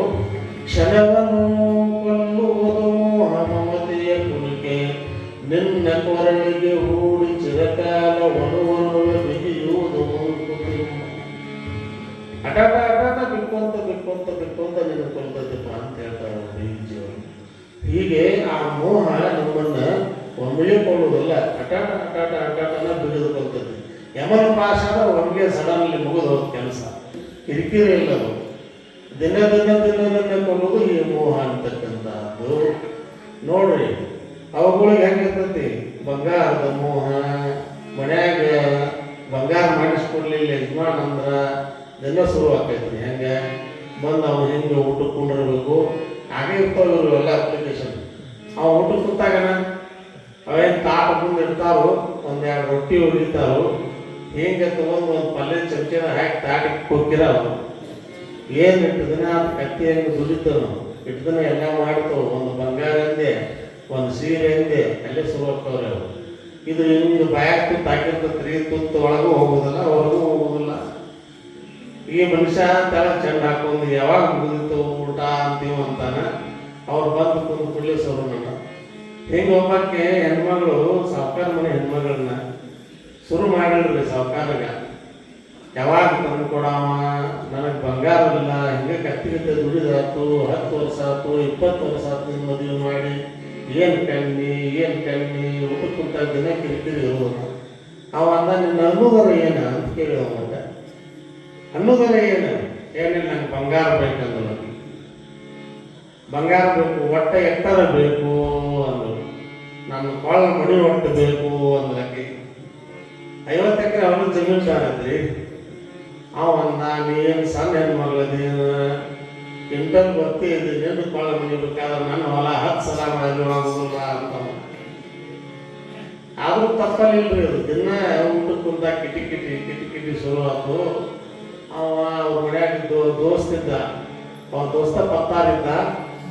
ಮುಂದಕ್ಕೆ ಹೋಗಿ ಅವ್ರ ಅಂಗಡಿ ಸುಮ್ಮ ಕುಂಡ್ರ ಅವ್ನು ಟೈಮ್ ಪಾಸ್ ಇರುತ್ತೆ. ಮನ್ಯಾಗ ಕಿರಿಕಿರಿ ಹೆಚ್ಚಾತಂದ್ರೆ ಇವು ಬಸ್ ಸ್ಟ್ಯಾಂಡ್ ಕ್ಯಾಟಿಗೋ ಎಲ್ಲಾರು ಬೇರೆ ದೇವ್ರ ಗುಡಿ ಅಂತ ಬರೋಲ್ಲ. ಇವು ಹಂಗೆ ಎಲ್ಲಾರು ಮಠಕ್ಕೆ ದೇವ್ರ ಗುಡಿಗೆ ಬಂದು ನಾಮಸ್ಮರಣೆ ಮಾಡತ್ತವಂತ ಅಲ್ಲಿ ಇವು ಬರೋದು. ಇವು ಏನು ಮಾಡ್ತಾವಂದ್ರೆ ಎಲ್ಲರೇ ಹೊರಗೆ ಬಸ್ ಸ್ಟ್ಯಾಂಡ್ ಕಟ್ಟು, ಯಾವುದೇ ಅಂಗಡಿ ಕಟ್ಟು, ಯಾರೋ ದೋಸ್ತರ ಅಂಗಡಿಗೆ ಹೋಗಿ ಕುಂಡಿರ್ತಾವ. ಹಂಗೆ ಅವು ಏನು ಮಾಡಿದಂದ್ರೆ ಸರ್ಕಾರ ಹೋಗಿ ಪತ್ತಾರ ಅಂಗಡಿ ಕುಂಡ್ರವ. ಒಟ್ಟ ಈಟ ಸಣ್ಣ ಮಾರಿ ಮಾಡ್ಕೊಂಡು ಕುಂಡಿರ್ತಿದ್ದ. ಕುಂಡಿರ್ಬೇಕಾದ್ರೆ ಒಂದು ಯಾಕೆ ದೋಸ್ತ ಒಂದು ವಾರ ಆತು, ಯಾಕೋ ಮೂತಿ ಈಟ ಮಾಡಿದ್ದಿಲ್ಲ, ಏನಾಗೈತಿ ಆರಾಮಿಲ್ಲೇನ ಅಂತಂದು. ಏನಿಲ್ಲಪ್ಪ ಆರಾಮ ಮತ್ತು ಏನಾರ ಕಸಾಕಿತ್ತನು ಏನಿಲ್ಲ ಆರಾಮ. ಮತ್ತು ಹಿಂಗ್ಯಾಕೆ ಸಣ್ಣ ಮುಟ್ಟಿ ಮಾಡಿದ್ವಿ ದೋಸ್ತರ ಮುಂದಾರ ಹೇಳಾರ್ದಂತ ಅದು ಏನೈತಿ ಅಂದೆ. ಏನಿಲ್ಲ ನಿಮ್ಮ ಒಳ್ಳೆ ನೋಡಿದಿ ಇಲ್ಲೋ ಅಂದ. ಒಳ್ಳೆ ನೋಡಿದ್ವಲ್ಪ ಮರೆಯ, 2 ಸಲ ಬಂದು ನಿಮ್ಮ ಮನ್ಯಾಗ ಊಟ ಮಾಡಿ ಹೋಗಿಲ್ಲ ಅಂದ. ಹಾಗಾದ್ರೆ ಒಯ್ನಿಗೆ ನೋಡಿದ್ದೆ ಅಂದ್ರೆ ನಿಮ್ಮ ಒಯ್ನಿಗೆ ಬಂಗಾರ ಬೇಕಾಗಿತ್ತಪ್ಪ ಅಂದ. ಮತ್ತು ಮಾಡ್ಕೊಂಡೆ ಅಂದಾಗ ಮಾಡಿಕೊಡ್ಬೇಕಲ್ಪ, ಮತ್ತು ಅಷ್ಟೆಲ್ಲ ಅವ್ರು ದುಡಿಸ್ಕೊತಿ ಮಾಡ್ತಿ ಅಂದ್ರೆ ಅವ್ರಿಗೂ ಅವ್ರು ಖುಷಿ ಪಡಿಸ್ಲಿ. ಎದಕ್ಕಾಗಿದ್ದು ಮದುವೆ ಮಾಡಿಕೊಡ, ನಾವು ಪತ್ತಾರು ಕೆಲಸ ಆಕೈತೆ. ಅವ ಹೇಳ್ದ ಮಾಡಿಕೊಡ್ತೀನಿ ಪಾಕರಿ ಅದ ಹಗರ ಆಗೋದಿಲ್ಲ ಎಟ್ಟದ್ರೆ ಅಂದ. ಆಕೆ ಕೊಳ್ಳಿ ಮುಡಿ ಒಟ್ಟಬೇಕಂತೂ ಮಾರಾಯ ಸಣ್ಣ ಆಳದ ಅಂತ. ಅವಂದ ಒಟ್ಟಲ್ಲಿ ಎಟ್ಟರ ಕೊಡ್ಬೇಕಂತಿ ಅಂದ. ನಾವು ಏನು ಒಂದು 10-11 ತೊಲೆ ಆದ್ರೆ ರಗಡಪ್ಪ ಅಂದ. 10-11 ತೊಲೆ ಕೊಡ್ತೀವೋ, ಇನ್ನೊಂದು ತೊಲೆಯಾದ್ರೆ ಕೊಡೋಣ. 12 ತೊಲೆ ಹಿಡಿದಿದ್ದಂದ 12 ತೊಲೆ ಹಿಡಿದು ಅಷ್ಟೇ ಕೊಡೋದು ನಾವು. ಮೊದಲು ಕಿರಿಕಿರಿ ತಟ್ಟರೆ ಸಾಕು ಮಾರಾಯ ತಗೋ ಅಂತ ರೊಕ್ಕ ಕೊಟ್ಟು ಚಕ್ಕ ಬರೋದು ಕೊಟ್ಟ. ಅವ ಪತ್ತಾರ ಏನು ಮಾಡಿದ ಅಂದ್ರೆ 12 ತೊಲೆ ಬಂಗಾರ ತಂದ. ಅದ್ರಾಗ ಒಂದು 5 ತೊಲಿದು ಏನು ಮಾಡಿದ ಅಂದ್ರೆ ದೊಡ್ಡ ಚೈನ್ ಮಾಡಿದ. ಅವ ಗಟ್ಟಿಮುಟ್ಟಾಗಿ ಚಲೋ ಚೈನ್ ಮಾಡಿದ. ಚೈನ್ ಮಾಡಿ ಅದನ್ನು ರೆಡಿ ಮಾಡಿದ. ಇನ್ನೆಟ್ಟು ಉಳಿತ್ರಿ 12 ತೊಲೆಯಾಗ 5 ತೊಲೆ ಚೈನ್ ಅದು ಇನ್ನೆಟ್ಟು ಉಳಿತು. ಅವುಗಳು ಹೇಳ್ತಾರೆ ನೋಡಿ 7 ತೊಲೆ ಅಂತ. 7 ತೊಲೆ. ಆ 7 ತೊಲಿದು ಏನು ಮಾಡಿದ ಅಂದ್ರೆ ಕಮ್ಮಗೆ ತಗಡು ಮಾಡಿದ್ವಿ. ಅದನ್ನು ತಗಡು ಮಾಡಿ ಅದರೊಳಗೆ ಏನಿಟ್ಟ ಅಂದ್ರೆ ಒಂದು ಊರಿನ ಗುಂಡ ಇಟ್ಟು ನೋಡಿ, ಒಂದು ದೊಡ್ಡ ಊರಿನ ಕಲ್ಲಿಟ್ಟು ಮ್ಯಾಗಿಟ್ಟು ಮ್ಯಾಲ ಪ್ಯಾಕ್ ಮಾಡಿ ಅಗ್ದಿ ಬೆಸರು ಚಂದ ಮಾಡಿದ. ಕೊಟ್ಟು ತಗೋ ಹೋಗಿದ ನಂದ. ಮತ್ತು ಕೆಟ್ಟ ಬೇಕು ಅಂದ್ರೆ ಭಾಳ ಮನೆ ಹಟ್ಟಬೇಕು ಅಂದೇವು. ಹೋಗಿ ಕೊಟ್ಟ. ಇವು ಅವತ್ತು ಏನೈತಿ ದೊಡ್ಡ ಬಾಕ್ಸ ತೊಗೊಂಡು ಹೋಗಿ ಮೊದಲಾಗ ಇಟ್ಕೊಂಡು ಊಟ ಕೂತಿದ್ದ. ನಮ್ದೇನು ಬರೀ ಬಾಳೆ ಇದ್ದ ತಂದಕ್ಕೆ ತಾಟ್ ಕುಕ್ಕರಿಸು. ತಾಟನ್ನು ಕುಕ್ಕರಿಸಿ ನೋಡ್ರಿ, ನೀವು ಮೊದಲು ತಾಟ್ ತೆಗೆದ ಆ ಕಡೆ ಸೇರಿಸಿದೀವು. ಸರಿಸ್ತವ ಇದ್ರಿಂದ ನಿಮ್ಮ ಕೈಯಾಗ ಅಂದವ. ಕೈಯಾಗ ತಗೊಂಡು ಮ್ಯಾಲ ಒಟ್ಟ ತಾಟನ ಮಾಡ್ತಾರೆ. ಗಂಡನ ಮಾತ್ರ ಏನಿದು ಬಂಗಾರ ತೆಗೆದು ನೋಡಂತ ತೆಗೆದು ಬಂಗಾರ ತಗೊಂಡಿತ್ತು ಮ್ಯಾಲ ತೆಗೋ. ಅವು ಇಟ್ಟೆಲ್ಲ ಬಂಗಾರ ಅನ್ನೋದಕ್ಕೆ ಇಟ್ಟೆಲ್ಲ ಬಂಗಾರ ಹೌದದ. ನಾವು ನಮ್ಮ ಕರ್ನಾಟಕದಾಗ ಇಟ್ಟು ಬಂಗಾರ ಯಾರು ಹಾಕೊಂಡಿಲ್ಲ ನಾವು. ಏನು ಊಟ ಕೂತಿದ್ದು ಮಾಡ್ತಾರ್ರಿ, ಅದನ್ನ ತೋರಿಸ್ಬೇಕಂದ್ರೆ ಪ್ರದರ್ಶನ ಮಾಡಬೇಕು. ಫಲ ಹಾಕೊಂಡು ಶುರು. ಯಾವಾಗ ಮುಂಜಾನೆ 10 ಕೊಟ್ಟ ರಾತ್ರಿ 8 ಮನೆಗೆ ಬರೋದು. ಸುತ್ತ ಅದೆಲ್ಲ ಕಡೆ ತೋರಿಸಿರು. ಅವ ಅಂದ ಚಂದಿಗೆ ಬಂದ ಕೂಡಲೇ ಹೇಳಿದ, ನಾಳೆ ನಮ್ಮ ದೋಸ್ತರು ಬರೋರು ಅವ್ರಿಗೆಲ್ಲ ಹೋಳಿಗೆ ಶಿಕರ್ನಿ ಹೋಳಿಗೆ ತುಪ್ಪ ಎಲ್ಲ ಊಟದ ವ್ಯವಸ್ಥೆ ಮಾಡೋ. ಒಂದು 10-15 ಮಂದಿ ಬರ್ತಾರೆ. ಅಂದವ 10-15 ಮಂದಿ ಬರ್ತಾರೆ, ಊಟದ ವ್ಯವಸ್ಥೆ ಮಾಡೋದು. ಯಾಕೆಂದ್ರೆ ಇಲ್ಲಿ ಊರಾಗ ಆಗಿತ್ತು ಪ್ರಚಾರ. ಇನ್ನು ಬೇರೆ ಬೇರೆ ಕಡೆಯಿಂದ ಅವ್ರ ದೋಸ್ತರು ಬರೋರು ಬೇರೆ ಊರಿಂದ ಬೇರೆ ಊರಿನ ಪ್ರಚಾರ ಆಕೈತೆ ಅಂದರು. ಒಳ್ಳೆ ಖುಷಿ. ಮತ್ತು ಬಂಗಾರ ಸಾಕೈತೆ ಕೇಳಾರಂಗಿ ಬೆಳತಾನ ಅಡುಗೆ ಮಾಡಿರೋರು. ಮುಂಜಾನೆ ದಿನ ದೋಸ್ತರು ಬಂದರು. ನನ್ನ ದೋಸ್ತರಿಗೆ ಹೇಳಿಟ್ಟಿದ್ದವ ಒಟ್ಟ ನೋಡಿಲ್ಲ, ಒಬ್ಬ ತುಪ್ಪ ಇಡಬೇಕು, ಒಬ್ಬ ಹೋಳಿಗೆ ಇಡಬೇಕು, ಒಬ್ಬ ಹೇಳ್ಬೇಕು, ಒಬ್ಬ ಕಾಯಿಪಲ್ಲೆ ಇಡಬೇಕು, ಒಬ್ಬ ಶಾಲೆಗೆ ಇಡಬೇಕು ಹೇಳಿ ಇಟ್ಟಿದ್ದವ. ಬರೋದಕ್ಕೆ ಎಲ್ಲ ದೋಸ್ತರು ಬಂದರು. ಮೊದಲು ಫಲ ಹಾಕೊಂಡು ಇರ್ತಿದ್ರು ನೋಡ್ರಿ. ದೊಡ್ಡ ಊರಿನ ಕಲ್ಲು ಇತ್ತು ಆಟ. ಬರೋದಕ್ಕೆ ಎಲ್ಲರಿಗೂ ನಮಸ್ಕಾರ ಮಾಡ್ತಾರೆ. ಯಾಕೆ ಕೆಳಗೆ ಕೈ ಮಾಡಿ ಮದುವೆ ಹಾಕಿ ನಮಸ್ಕಾರ ಮಾಡ್ತಾರೆ, ಸ್ವಾಗತ ಮಾಡ್ತಾರೆ. ಅವ ಬಂದ್ರೆ ಅಟ್ರು ಊಟಕ್ಕೆ ಕುಂತ್ರಿ. ಊಟಕ್ಕೆ ಕುಂತ ಹೋಳಿಗೆ ತಾಟ ಇಟ್ಟರು, ಹೋಳಿಗೆ ಹೆಚ್ಚರು. ಮತ್ತು ಕೊಳಾಗ ಹಾಕೊಂಡ್ರೆ ಹೆಂಗೆ ಇರ್ತೈತಿ ಅದು ಇಟ್ಟು ಬೆಳಗ್ಗೆ ಜೋತ್ ಬಿತ್ತು ಏನು ಬಗ್ಗೆ ನೀಡ್ತಿದ್ದಲ್ಲ ಬಗ್ಗೆ ನೀಡಬೇಕಾದ್ರೆ ಜೋತ್ ಬೀಳ್ತಿತ್ತು ಮ್ಯಾಲೆ ಗುರುಗಳಿಗೆ ಕೇಳ್ತಿದ್ರು ಬಂದು ದಾಟ್ ತೊಳಿತಿದ್ವಿ ಬಗ್ಗೆ ನೀಡವ ಒಬ್ಬ ಹೇಳಿದ ಒಬ್ಬ ಹುಡುಗಿ ಬೇಡವ ಒಬ್ಬ ತುಪ್ಪ ಬೇಡವ ಬಿರುದು ಬೇಡವ ಈ ಕಡೆಯಿಂದ ಆ ಕಡೆ ಹೋಗೋದ್ ಕೂಡಲೇ ಅಲ್ಲಿ ಹೋಗಿ ನೀಡಿ ಹೇಳೋದಕ್ಕೆ ದಾಳ ಅಯ್ಯವ್ವ ಅನ್ನಕ್ಕೆ ಈ ಕಡೆ ಬಂದು ನೀಡೋಕೆ ಈ ಕಡೆ ಅಯ್ಯವ್ವ ಶುರುವಾತ ಅಯ್ಯವ್ವ ಅಯ್ಯವ್ವ ಅಟ್ರು ಉಂಡ್ರು ಚಂಚಲ ಉಂಡು ಹೋಗೋದಾಗ ನಿಮ್ಮ ಮುಂದೆ ಹೇಳ್ತಾನೆ ಸೈಡ್ ಬರ್ಕಿ ಎಲ್ಲವೂ ಮುರಿದಿದ್ದು ಅವಾಗ ದವಾಖಾನೆಗೆ ಮೊದಲು ಹೊತ್ಕೊಂಡು ಒಂದು ನಡೀದು ನನ್ನ ಇದ ಜನ್ಮ ಕಡಿದು ಸಾಕು ನಿಮ್ಮ ಸಂಘ ನಾವು ರಿಪೇರಿ ಮಾಡಿದ್ರಾಗ ನಾವು ಹೆಂಗಿತ್ತು ಬಂಗಾರ ಅಂತ ಕೇಳಿ ಚಂದ ಇತ್ತಲ್ಲ ಅಂತ ಆ ರೀತಿಯೊಳಗ ಆ ಬಂಗಾರ ಅನ್ನುವಂಥದ್ದು ಹೆಂಗ ಅಂದ್ರೆ ನಮ್ಮನ್ನ ಅದೇನು ಸುಖಕ್ಕೆ ಬರುವುದಿಲ್ಲ ಆದರೂ ಅದರ ಮ್ಯಾಗಿನ ವ್ಯಾಮೋಹ ನಮ್ಮನ್ನು ಈ ರೀತಿಯೊಳಗೆ ಹೋದು ಭೋಗಕ್ಕೆ ಕೆಡುತ್ತದೆ. ಇದು ಒಂದೇ ಅಲ್ಲ, ಸಂಸಾರ ಅಂದ್ರೆ ಇದರೊಳಗೆ ಇರ್ತಕ್ಕಂತಹದ್ದು ಎಲ್ಲವೂ ಎಲ್ಲದರ ಮೇಲೂ ವ್ಯಾಮೋಹ ಇರ್ತದೆ. ಸತಿಸುತಾದಿಗಳ ಮೇಲೆ ಇರ್ತಕ್ಕಂತಹ ಈ ವ್ಯಾಮೋಹ, ಈ ಮೋಹದೊಳಗ ಈ ಪಾಶದೊಳಗ ಬಿದ್ದಿರ್ತಕ್ಕಂತಹ ವ್ಯಕ್ತಿಗೆ ನಾನು ಎಲ್ಲಿ ಬರ್ತೀನಿ, ಏನು ಮಾಡಕತ್ತೀನಿ, ನಾನು ಮುಂದೆ ಏನು ಮಾಡಬೇಕು ಅನ್ನುವಂತಹದ್ದಕ್ಕೆ ಮರವು ಹಾಕ್ತದೆ. ಆ ಮರವು ಹಾಕಿ ಮನುಷ್ಯನನ್ನ ಓದು ಎಲ್ಲಿಗೆ ಕೆಡುವುದಂದ್ರೆ ಈ ಭವಚಕ್ರದಲ್ಲಿ ಮತ್ತೆ ಹುಟ್ಟುವುದು ಸಾವುತಕ್ಕಂತಹ ಈ ಭವಚಕ್ರದೊಳಗೆ ಓದು ನಮ್ಮನ್ನ ಕೆಡುತ್ತದೆ. ಆ ಕೆಡುವುದಕ್ಕ ಇರ್ತಕ್ಕಂತಹದ್ದರೊಳಗೆ ನಾವು ಏನು ಅಂದ್ರೆ ಇಂತಹ ಒಂದು ಸತ್ಸಂಗದೊಳಗೆ ಭಾಗಿಯಾದೆವು ಅಂತಂದ್ರೆ ಏನಾಕತಿ, ಅದು ಮಾಡಬಾರ್ದು ಅಂತಲ್ಲ, ವ್ಯಾಮೋಹ ಮಾಡಬಾರ್ದು, ಈ ಸಂಸಾರ ಮಾಡಬಾರ್ದು ಅಂತಲ್ಲ. ಹೆಂಗಿರ್ಬೇಕು ಅಂತಂದ್ರೆ ಇದೆಲ್ಲವೂ ಭಗವಂತನದು, ಇದೆಲ್ಲವೂ ಭಗವತ್ ಕೃಪೆಯಿಂದ ಬಂದಿರತಕ್ಕಂಥದ್ದು. ಇದ್ಯಾವುದೋ ನಂದಂತಕ್ಕಂತಹ ಭಾವ ಅದರ ಮೇಲೆ ವ್ಯಾಮೋಹ ಇರೋದಿಲ್ಲ. ಹೊರಗೆ ಸಂಸ್ಕೃತಿ ಬಾರ ಒಳಗದರ ತಾತ್ಸಾರ, ಹೊರಗದ್ರದ್ದೆಲ್ಲ ಇರಬೇಕು ಜವಾಬ್ದಾರಿ, ಆದ್ರ ಒಳಗದರ ತಾತ್ಸಾರ. ಒಳಗ ನಾ ಹೆಂಗಂದ್ರೆ ಒಬ್ಬ ಆಳ ಮನುಷ್ಯ ದುಡಿಲಿಕ್ಕೆ ಬಂದಿರ್ತಾನೆ, ದುಡಿಲಿಕ್ಕೆ ಬಂದಿರ್ತಕ್ಕಂಥ ಆಳ ವ್ಯಕ್ತಿಗೆ ಏನು ಬೇಕಂದ್ರೆ ಅಲ್ಲಿ ಜವಾಬ್ದಾರಿ ಐತೆ, ಅವನಿಗೆ ಜವಾಬ್ದಾರಿ ಇಲ್ಲ ಅಂತಲ್ಲ. ಆದರೆ ಆ ಜವಾಬ್ದಾರಿ ಹೆಂಗ ಅಂತಂದ್ರೆ ಅವನಿಗೆ ಅಷ್ಟು ದುಃಖವನ್ನು ಕೊಡೋದಿಲ್ಲ. ತನ್ನ ಕೆಲಸ ಮುಗಿಸಿದಾಗ ಹೋಗ್ತಾನೆ, ಅವನು ಏನು ನುಕ್ಸಾನ ಆಗಲಿ ಲಾಭ ಆಗಲಿ ಅದರ ಬಗ್ಗೆ ಆತನಿಗೆ ಏನು ದುಃಖ ಅನ್ನೋದು ಇರೋದಿಲ್ಲ. ಆದರೆ ಅದು ನಮ್ದಂತ ಯಾರು ಅಂದ್ಕೊಂಡಿರ್ತಾರ ಅವರಿಗೆ ದುಃಖವನ್ನು ಅದು ಕೊಡ್ತದೆ. ಹಾಗೆ ಈ ಜಗತ್ತೆಲ್ಲವೂ ಅನ್ನುವಂತಹದ್ದು ಏನಂದ್ರೆ ಭಗವಂತನದ್ದು. ಅವ ಕೊಟ್ಟಾನ, ಅವನ ಕರ್ತವ್ಯ ನಮ್ಗೆ ಒಪ್ಪಿಸಿದಾನೆ, ಅವನ ನಾಮಸ್ಮರಣೆಯೊಳಗೆ ನಾವು ಇದ್ದುಕೊಂಡು ಹೋದಿದ್ದಾದ್ರೆ ಇದೆಲ್ಲವೂ ಭಗವಂತ. ಕಷ್ಟ ಬಂದರೂ ಆತನ ಪ್ರಸಾದ, ಸುಖ ಬಂದರೂ ಆತನ ಪ್ರಸಾದ ಅಂತ ಭಾವನೆ ಇತ್ತಂದ್ರೆ ಇದರ ಮೇಲಿನ ವ್ಯಾಮೋಹ ನಮಗೆ ಕಡಿಮೆ ಆಗ್ತದೆ. ಇಲ್ಲ ನಾನಾ ಮಾಡಿದನು, ನಾನಾ ಗಳಿಸಿದನು, ಇದರಿಂದಲೇ ನಾನು ಮುಂದೆ ಉನ್ನತಿಯನ್ನು ಹೊಂದೋದೇನು ಅಂತ ನಾವು ಏನಾದರೂ ಭಾವನೆ ಮಾಡಿಕೊಂಡ್ರೆ ನಮಗೇನಾಗ್ತದೆ ಅಂದ್ರೆ ಆ ವ್ಯಾಮೋಹ ನಮ್ಮನ್ನು ದುಃಖಕ್ಕೆ ಈಡು ಮಾಡ್ತದೆ. ಆ ದುಃಖಕ್ಕೆ ಈಡು ಮಾಡ್ತಂದ್ರೆ ಈ ಜಗತ್ತನ್ನುವಂತಹದ್ದೇ ಇದರೊಳಗೆ ಮಗ್ನ ಆಗಿಬಿಟ್ಟೈತೆ ಅಂತ ಹೇಳ್ತಾರೆ ಅವರು. ಪೀತ್ವಾ ಮೋಹ ಮಹಿಮದಿರ ಉನ್ಮತ್ತ ಭೂತಂ ಜಗತ್ ಅಂತ ಹೇಳ್ತಾರೆ ಅವರು. ಈ ಮೋಹ ಅಂತಕ್ಕಂತಹ ಮದುವೆಯನ್ನು ಕುಡಿದು ಈ ಜಗತ್ತನ್ನುವಂತಹದ್ದು ಏನು ಮಾಡೈತಿ ಅಂತಂದ್ರೆ ಉನ್ಮತ್ತ ಭೂತಂ ಜಗತ್. ಒಂದು ಭೂತಕ್ಕೆ ಸೆರೆ ಕುಡಿಸಿದಾರಂತೆ. ಸೆರೆ ಕುಡಿದ ಭೂತ ಹೆಂಗೆ ಜಿಗಿದಾಡ್ತೈತಿವ ಹಂಗ ಈ ಮನುಷ್ಯ ಅಂತಕ್ಕಂಥವನು ಪೀತ್ವಾ ಮೋಹ ಮಹಿಮದಿರ, ಯಾವ ಮದುವೆಯನ್ನು ಕೊಡದೈತೆ ಅಂದ್ರೆ ಮೋಹ ಅಂತಕ್ಕಂತಹ ಮದುವೆಯನ್ನು ಕುಡಿದು ಹುಚ್ಚುಚ್ಚಾರ ಜಿಗಿದಾಡಕತ್ತೈತಿದು. ಹಂಗೆ ಏನು ಅಂತಂದ್ರೆ ಶಬಾಷ್ ಅಂತ ಹೋಗಿ ದುಡಿದ ಮಾಡೋದು. ಯಾಕ ಮನೆಯೊಳಗೆ ಹೇಳ್ತಿದಾರ, ಗಂಡನ ಎಲ್ಲರೂ ಅದಾರ, ಅವರು ನಮ್ಮವರು, ಅವ್ರ ಮ್ಯಾಗಿನ ವ್ಯಾಮೋಹ. ಹೀಗೆ ಸಂಸಾರದೊಳಗೆ ನಾವು ವ್ಯಾಮೋಹವನ್ನು ಮಾಡಿ ಓಡಾಡ್ತಾನೆ ಮನುಷ್ಯ. ಆದರೆ ಈ ಮನುಷ್ಯನಲ್ಲಿರ್ತಕ್ಕಂತಹ ಆಯುಷ್ಯ ಅನ್ನುವಂಥದ್ದು ಬಹಳ ಇಲ್ಲ.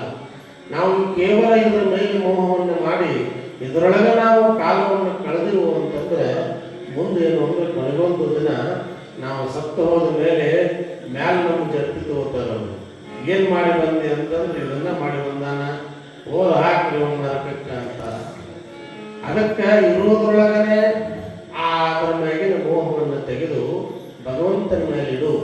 ಆ ಭಗವಂತನ ಮೇಲೆ ಇಟ್ಟಿ ಅಂತಂದ್ರೆ ಅದಕ್ಕೆ ಶರಣರು ಹೇಳಿದ್ರು, ಮೋಹ ಬೇಡ ಸಂಸಾರದಲ್ಲಿ, ಮೋಹ ಬೇಕು ಗುರುಲಿಂಗ ಜಂಗಮದ ಮೇಲೆ. ನಿನ್ನ ಮೋಹ ಅಂತಕ್ಕಂತಹದ್ದು ಈ ಸಂಸಾರದ ಮೇಲೆ ಬೇಡಪ್ಪ. ಆ ಮೋಹವನ್ನು ಎಲ್ಲಿಡು ಅಂದ್ರೆ ಗುರುವಿನ ಮೇಲಿಡುವ ಮೋಹವನ್ನ, ಆ ಲಿಂಗದ ಮೇಲಿಡು ನಿನ್ನ ಮೋಹವನ್ನ, ಜಂಗಮದ ಮೇಲೆ ನಿನ್ನ ಮೋಹವನ್ನಿಡು. ಅದು ನಿಮಗೆ ಸದ್ಗತಿಯನ್ನು ಕೊಡುತ್ತದೆ. ಅದಕ್ಕೆ ನಾವು ಎಲ್ಲಿಡಬೇಕು ಅಲ್ಲಿ ಇಟ್ಟಿಲ್ಲ. ಇಡಬಾರ್ದಲ್ಲಿ ನಾವು ಮೋಹ ಇಟ್ಟೆವು, ಸಂಸಾರದ ಮೇಲೆ ಇಟ್ಟೆವು. ಅದಕ್ಕೆ ಒಬ್ಬ ಶಿಷ್ಯ ಇದ್ದ, ಸದಾಕಾಲ ಗುರುವಿನ ಸೇವೆಯನ್ನು ಮಾಡ್ತಿದ್ದ. ಗುರುವಿನ ಸೇವೆ ಮಾಡ್ತಿದ್ದ ಶಿಷ್ಯ ಅವಾಗ ಏನಾಯ್ತು ಅಂತಂದ್ರೆ, ಕೊನೆಗೆ ವಯಸ್ಸಿಗೆ ಬಂದು ಏನು ಮಾಡಿದಂದ್ರೆ ಮದುವೆ ಮಾಡಿದ್ರು. ಮದುವೆ ಮಾಡಿದ್ಮೇಲೆ ಮಠಕ್ಕೆ ಬರುವುದನ್ನು ಬಂದ್ ಮಾಡಿದ. ಅವನಿಗೆ ಎಲ್ಲ ಅಷ್ಟಾಂಗ ಯೋಗಗಳನ್ನ, ಸಿದ್ಧಿಯನ್ನ ಎಲ್ಲವನ್ನ ದಾರಿ ಇರಿದ್ರು ಗುರುಗಳು. ಮದುವೆ ಆದ್ಮೇಲೆ ಏನಾಯ್ತು ಅಂತಂದ್ರ ಆ ಕಡೆ ತೆಗೆದು ಈ ಕಡೆ ಹಾಕೋದು, ಹೋಗಿ ಈ ಕಡೆ ತೆಗೆದು ಆ ಕಡೆ ಹಾಕಿದ್ದ.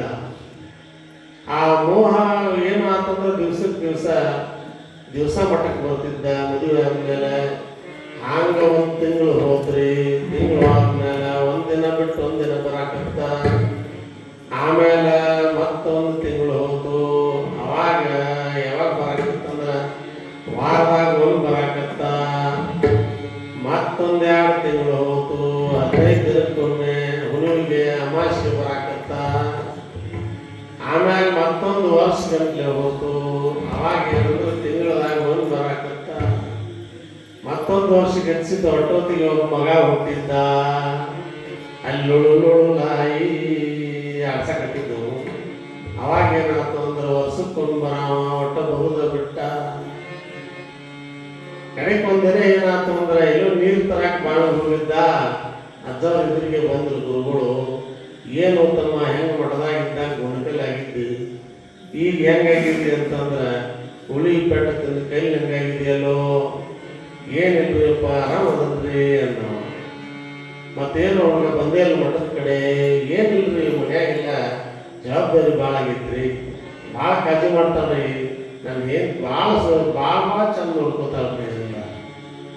ಹೌದಪ್ಪ ಅಂತ. ಏನಿಲ್ತಮ್ಮ, ಸಂಸಾರ ಅನ್ನೋದು ಇರ್ಲಿ ಬೇಡ ಅನ್ನಂಗಿಲ್ಲ, ಪೂರ ಬಿಟ್ಟು ಬಾ ಅನ್ನೋದಿಲ್ಲ. ಆದರೂ ಈ ಕಡೆ ಲಕ್ಷ್ಯ ಇರಬೇಕು, ಈ ಕಡೆ ಬರ್ತಿರ್ಬೇಕು ಅಂತ. ಅವಂದ, ಯಪ್ಪ ಗುರುಗಳ ನಿಮ್ಗೆ ಅದೇನು ಗೊತ್ತಿಲ್ರಿ, ನೀವು ಒಮ್ಮೆಯಾದ್ರೆ ಗೊತ್ತಾಕೈತ್ರಿ ಅನ್ನ. ಅವ್ರಿಗೆ ಅವರು ಅವಂದ್ರು ಇದು ಪೂರ ಬೇರೆ ಬಿಟ್ಟೈತಿಪ್ಪ ಅಂದ್ರು. ಏನ್ರಿ ಮುಂಜಾನೆ ಹೇಳೋದಕ್ಕೆ ಬಿಸಿನೀರು ಕಾಸು ಕೊಡ್ತಾರ. ಮುಂಜಾನೆ ಎದ್ದು ಹೇಳ್ತಾರಾಗಿಲ್ಲ ಒಂದು ಚಾ ಮುಂದೆ ಹಿಡಿದಿರ್ತಾರ. ಆಮೇಲೆ ಟೈಮ್ ಸರಿ ಊಟ, ಟೈಮ್ ಸರಿ ಎಲ್ಲ ವ್ಯವಸ್ಥೆ ಐತ್ರಿ. ಭಾಳ ಕಾಳಜಿ ಅದಾವ್ರಿ, ಭಾಳ ಚಲೋ ಅದಾವ್ರಿ. ಹೇಳಿದವರು ನೋಡು, ನಾವೊಂದು ಉಪಾಯ ಹೇಳ್ತೀನಿ, ಎಷ್ಟು ಕಾಳಜಿ ಅದ ಅನ್ನೋದು ಗೊತ್ತಾಗ್ತೈತಿ. ಯಾರ್ಯಾರು ಎಷ್ಟು ಕಾಳಜಿ ಗೊತ್ತೈತಿ ಅವ್ರಿಗೆ ಅವ್ರು ಮೊದಲ ಕಲಿಸಿದ್ರು. ಏನು ಅಂತಂದ್ರೆ ಸಿದ್ಧಿ ಸಮಾಧಿ ಯೋಗದೊಳಗೆ ತಮ್ಮ ಪ್ರಾಣವನ್ನ ಮೇಲೆ ಸಹಸ್ರಾರದೊಳಗೆ ಏರಿಸ್ಕೊಂಡು ಗುರುರಾಗಿ ಕಲಿಸಿದ್ರು. ಎಲ್ಲ ಕಲ್ತಿದ್ದ. ಯಾಕೆ ಗುರು ಮೇಲೆ ಅಷ್ಟೊಂದು ಇದನ್ನು ಮಾಡ್ತಿದ್ರು ಅಂದ್ರೆ, ಆ ಕೊನೆಯ ಹಂತದೊಳಗೆ ಅವನನ್ನು ಓದಿ ಮುಟ್ಟಿಸಿದ್ರು. ಏನೋ ಸಂಸಾರ ಇರಲಿ ಮಾಡಲಿಕ್ಕಪ್ಪ, ಎರಡೂ ಕಡೆ ಇರಲಿ ಅಂತ ಮಾಡಿದ್ರು. ಆದ್ರೆ ಅಪ್ಪಟ ಬಿಟ್ಟಲ್ಲ, ಇಷ್ಟೆಲ್ಲ ಸಾಧನೆ ಮಾಡಿಬಿಟ್ಟದೆ ವ್ಯರ್ಥಕ್ಕಂತ ಮಾಡಿದ ಸಾಧನೆ. ನಾವು ದಾರಿಯನ್ನು ಕೊಟ್ಟಿರ್ತಕ್ಕಂತಹ ವಿದ್ಯೆನೂ ಆಸಕ್ತಿ. ಅದಕ್ಕೆ ಒಂದಿನ ಹೆಂಗೆ ಮಾಡೋದು ಅಂತಂದ್ರೆ, ನೀನು ಈ ಕಡೆಯಿಂದ ನೀರು ತೊಗೊಂಡು ಹೋಗ್ಯಲ್ಲ, ನೀರು ತೊಗೊಂಡು ಹೋದವ ಏನು ಮಾಡಬೇಕು ಅಂತಂದ್ರೆ ದಡಲದ ಭಾಗದಾಗಿಂದ ಸಂತವರ ಬೀಳು ಬೆದ್ದು ಏನು ಮಾಡಬೇಕು ಅಂದ್ರೆ ನಿನ್ನ ಪ್ರಾಣವನ್ನು ನೆತ್ತಿಗೆ ಇರಿಸ್ಕೊಂಡು ಕುಂಡ್ರು ಅಂದರು. ನೋಡ್ತಾನಲ್ಲ, ಒಳ್ಳೆಯ ಕಾಳಜಿ ಮಾಡಿ ನೋಡ್ತೀನಿ, ನೀವು ಹೇಳ್ದಂಗೆ ಮಾಡ್ತೀನಿ ಅಂತ.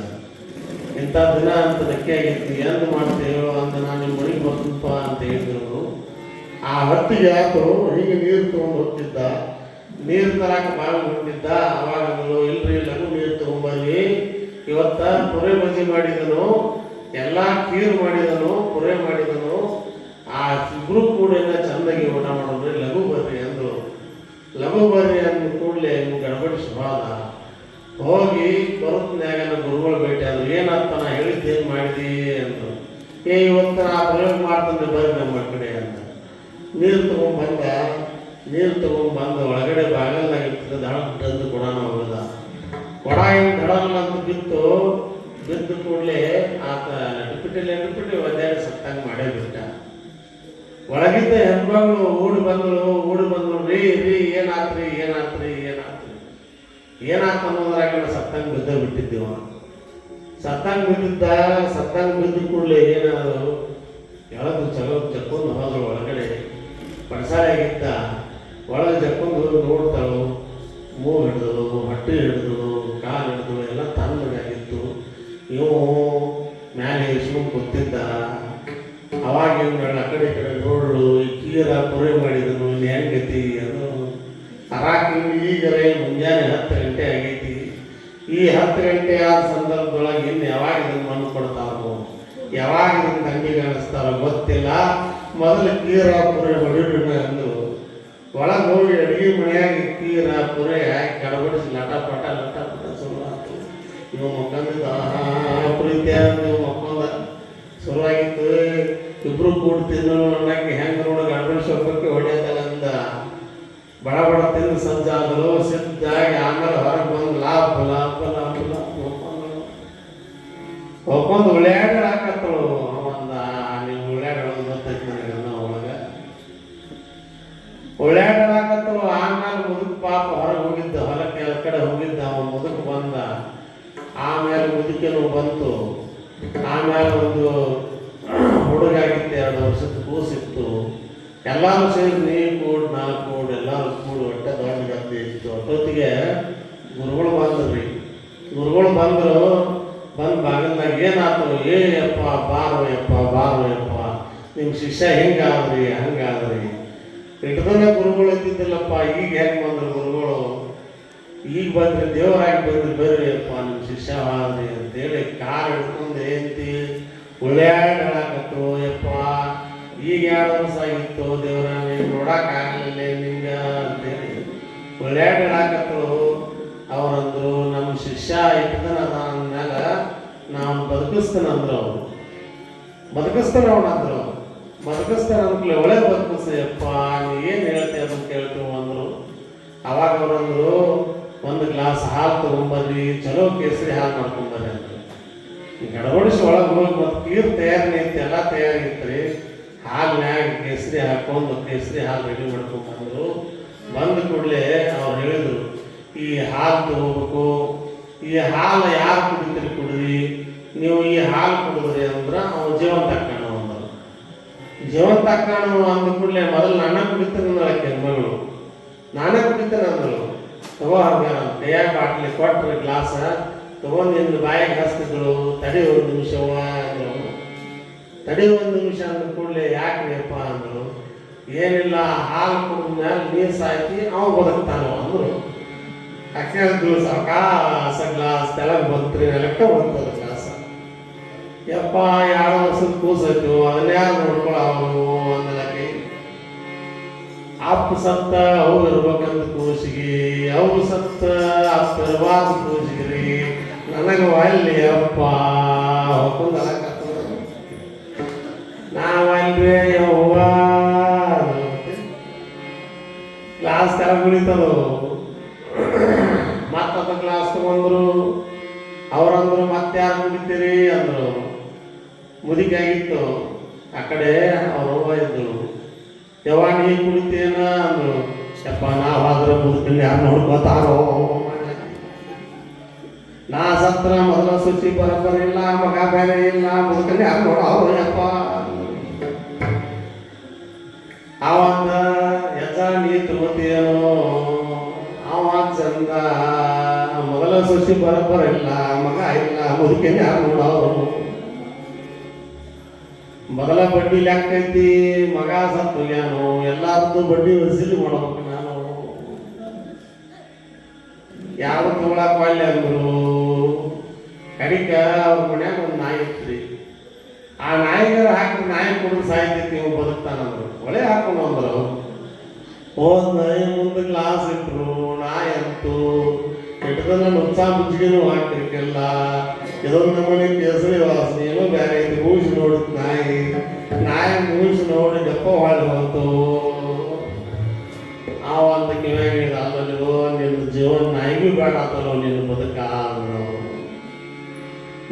ಕುಡಿಬಾರದು ನಿನ್ನ ಬದುಕ ಅಂದ್ರು. ಅವಾಗಂದ್ರು ಅವರು, ಯಾರು ಕುಡಿತೀರಿ ಮನ್ಯಾಗ ಅವರವಲ್ಲಿ ಅಂದ್ರೆ ಹೊರಗಿನವ್ರು ಎಟ್ಟರು ಕುಡಿದ್ರಿ, ಯಾರು ಕುಡಿತಾರೆ? ಯಾರು ನಾವು ಅಲ್ಲಿ. ಅವಾಗಂದ್ರು, ಇದನ್ನ ಹಾಲು ನಮ್ಮ ಶಿಷ್ಯನ ಸಲುವಾಗಿ ನಾನಾ ಕುಡಿತನೋ ಅಂದ್ರು. ಮುದುಕೇನು ಕುಂತಿದ್ದು ತಡಬಡಿಸಿ ಅಂತಿರ್ತಾವ, ಯಪ್ಪ ಮೊದಲು ಕುಡಿಯೋ, ನಿನ್ನ ಗಂಜಿಗೆ ಕಟ್ಟಿಸ್ತಾನೋ, ನಿನ್ನ ಗುಡಿ ಕಟ್ತಾನಲ್ಲ. ಇವ್ರ ಮಕ್ಕಳು ಕೊಂದ ಮೇಲೆ ಬಾಂಬ್ ಮಾಡೋ ಇದ್ದಾಗ ಬಂದು ಯಾರು ಸೇವೆ ಮಾಡೋಂಗಿಲ್ಲ, ಕೇಳಂಗಿಲ್ಲ. ಸಾಯೋ ನಿನ್ನ ಗಂಜಿಗೆ ಕಟ್ಟಿಸ್ತಾನಂತಾರ ಅವರು. ನೆತ್ತಿಗೆ ಪೂಜೆ ಮಾಡೋರ ಸೇವೆ ಮಾಡೋರಲ್ಲಿ ಇದ್ದಾಗ ಅವಾಗ ಗುರುಗಳು ಕೊಡೋದ್ರು ಚಕ್ಕಳ ಎದ್ದು ಕೂತ. ಗುರುಗಳು ಸಾಯಲಿಲ್ಲ, ಶಿಷ್ಯನ ಸಾಯಲಿಲ್ಲ. ಎದ್ದು ಗುರುಗಳು ಹೆಂಗೆ ಹೊರಗೆ ಹೋದ್ರು, ಅವನು ಹಿಂದಿಂದ ಹೋಗೇ ಬಿಟ್ಟ. ಈ ಸಂಸಾರ ಸಾಗರದೊಳಗ ಏನು ಅಂತಂದ್ರೆ ಅಷ್ಟಕ್ಕಷ್ಟ ಮೋಹ ಅನ್ನೋದು ಎಷ್ಟು ಜನ ಇದ್ರೂ ನಮ್ಮನ್ನು ತಂದು ಬಂಧನಕ್ಕೆ ಈಡು ಮಾಡ್ತದೆ. ಅದಕ್ಕೆ ಇಡೀ ಸಂಸಾರ ಅಂತಕ್ಕಂತಹದ್ದು ಈ ಮೋಹ ಪಾಶದೊಳಗೆ ಸಿಲುಕಿ ನಾವು ಬಂಧಿತರಾಗಿದ್ದೇವೆ. ಇದಕ್ಕೆ ಬ್ಯಾಡ ಅಂತ ಮಹಾತ್ಮರು ಯಾವಾಗೂ ಇದನ್ನು ಅಲ್ಲಗಳಿಲಿಕ್ಕೆ ಹೇಳಿಲ್ಲ.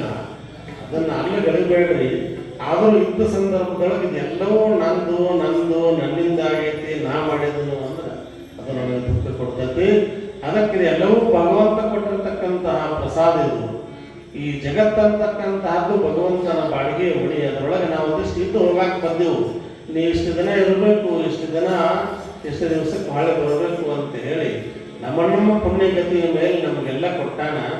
ಅದಕ್ಕೆ ಇದರ ಮೇಲೆ ಹೆಂಗಂದ್ರೆ ಬೆಸ್ಟ್ ವ್ಯಾಮೋಹ ಅಂತಕ್ಕಂತಹದ್ದು ಇರಬಾರ್ದು. ಮಹಾತ್ಮರದಾರ ಹೆಂಗದಾರಪ್ಪ ಅಂತಂದ್ರೆ, ಈಗ ಅಜ್ಜವ್ರ ಮೌನ ಮಲ್ಲಿಕಾರ್ಜುನ ಅಪ್ಪಗಳು ಅದಾರ, ಅವರು ಮಠ ಕಟ್ಟ್ಯಾರು, ಅವರು ಎಡೆ ಗಡ್ಡೆ ಇರ್ತಾರೆ, ಎಲ್ಲರೂ ಅಂತಾರೆ ದೊಡ್ಡ ಸಂಸಾರ. ಹಂಗೆ ಅವ್ರಿಗೆ ಹೆಂಗಿರ್ತೈತಿ?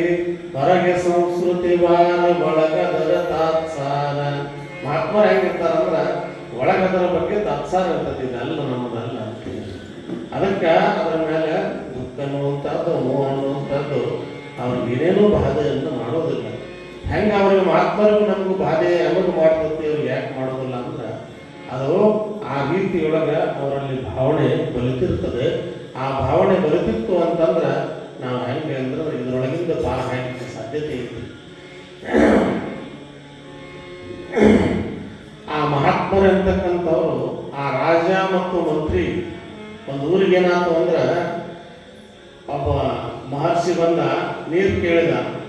ಇಲ್ಲಿ ಸಿದುಬಾಗ ನೀರು ಕೇಳಿದ್ರೆ ಕೊಡಲಿಲ್ಲ.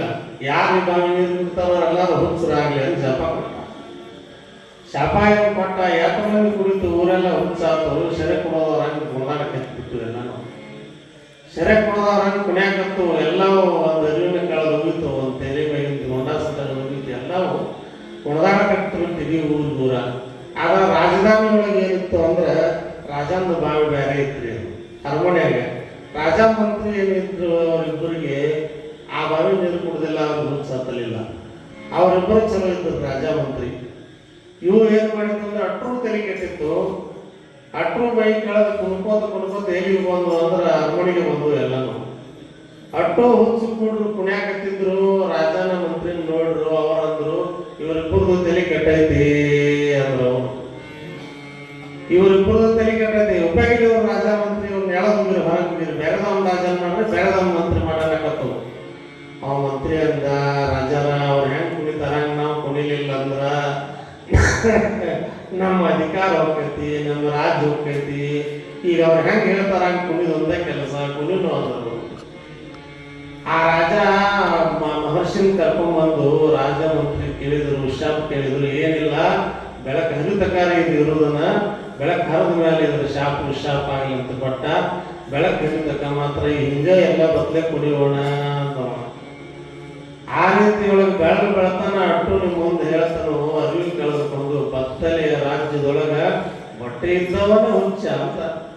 ಅವೆಲ್ಲ ಹೆಂಗಂದ್ರೆ ಬತ್ತಲೆ ಕುಣಿಯತ್ತವ್ರು ಇಬ್ಬರು ಅರಿವಿ ಹಾಕೊಂಡಾರು. ಅವ ಮಂತ್ರಿ ಅಂದ, ರಾಜಾಗ ಹೇಳ್ದ, ತೆಗೆದು ಹೋಗಿದ್ದೀನಿ ಕಿರೀಟ ನಾವು. ರಾಜಾನು ಕಿರೀಟ ತೆಗೆದು ಹೋಗೋದ, ಮಂತ್ರಿನೂ ಕಿರೀಟ ತೆಗೆದು ಹೋಗೋದ. ಅವ್ರಂದ್ರೆ ಇವನ್ ಯಾಕೆ ಹೆಂಗಿದಾವ ಅಂದರು. ರಾಜನ ಹೆಂಗಿನೂ ಕಳಿಸಿರು, ರಾಜನ ದೋತ್ರಾನು ಕಳಿಸಿರು.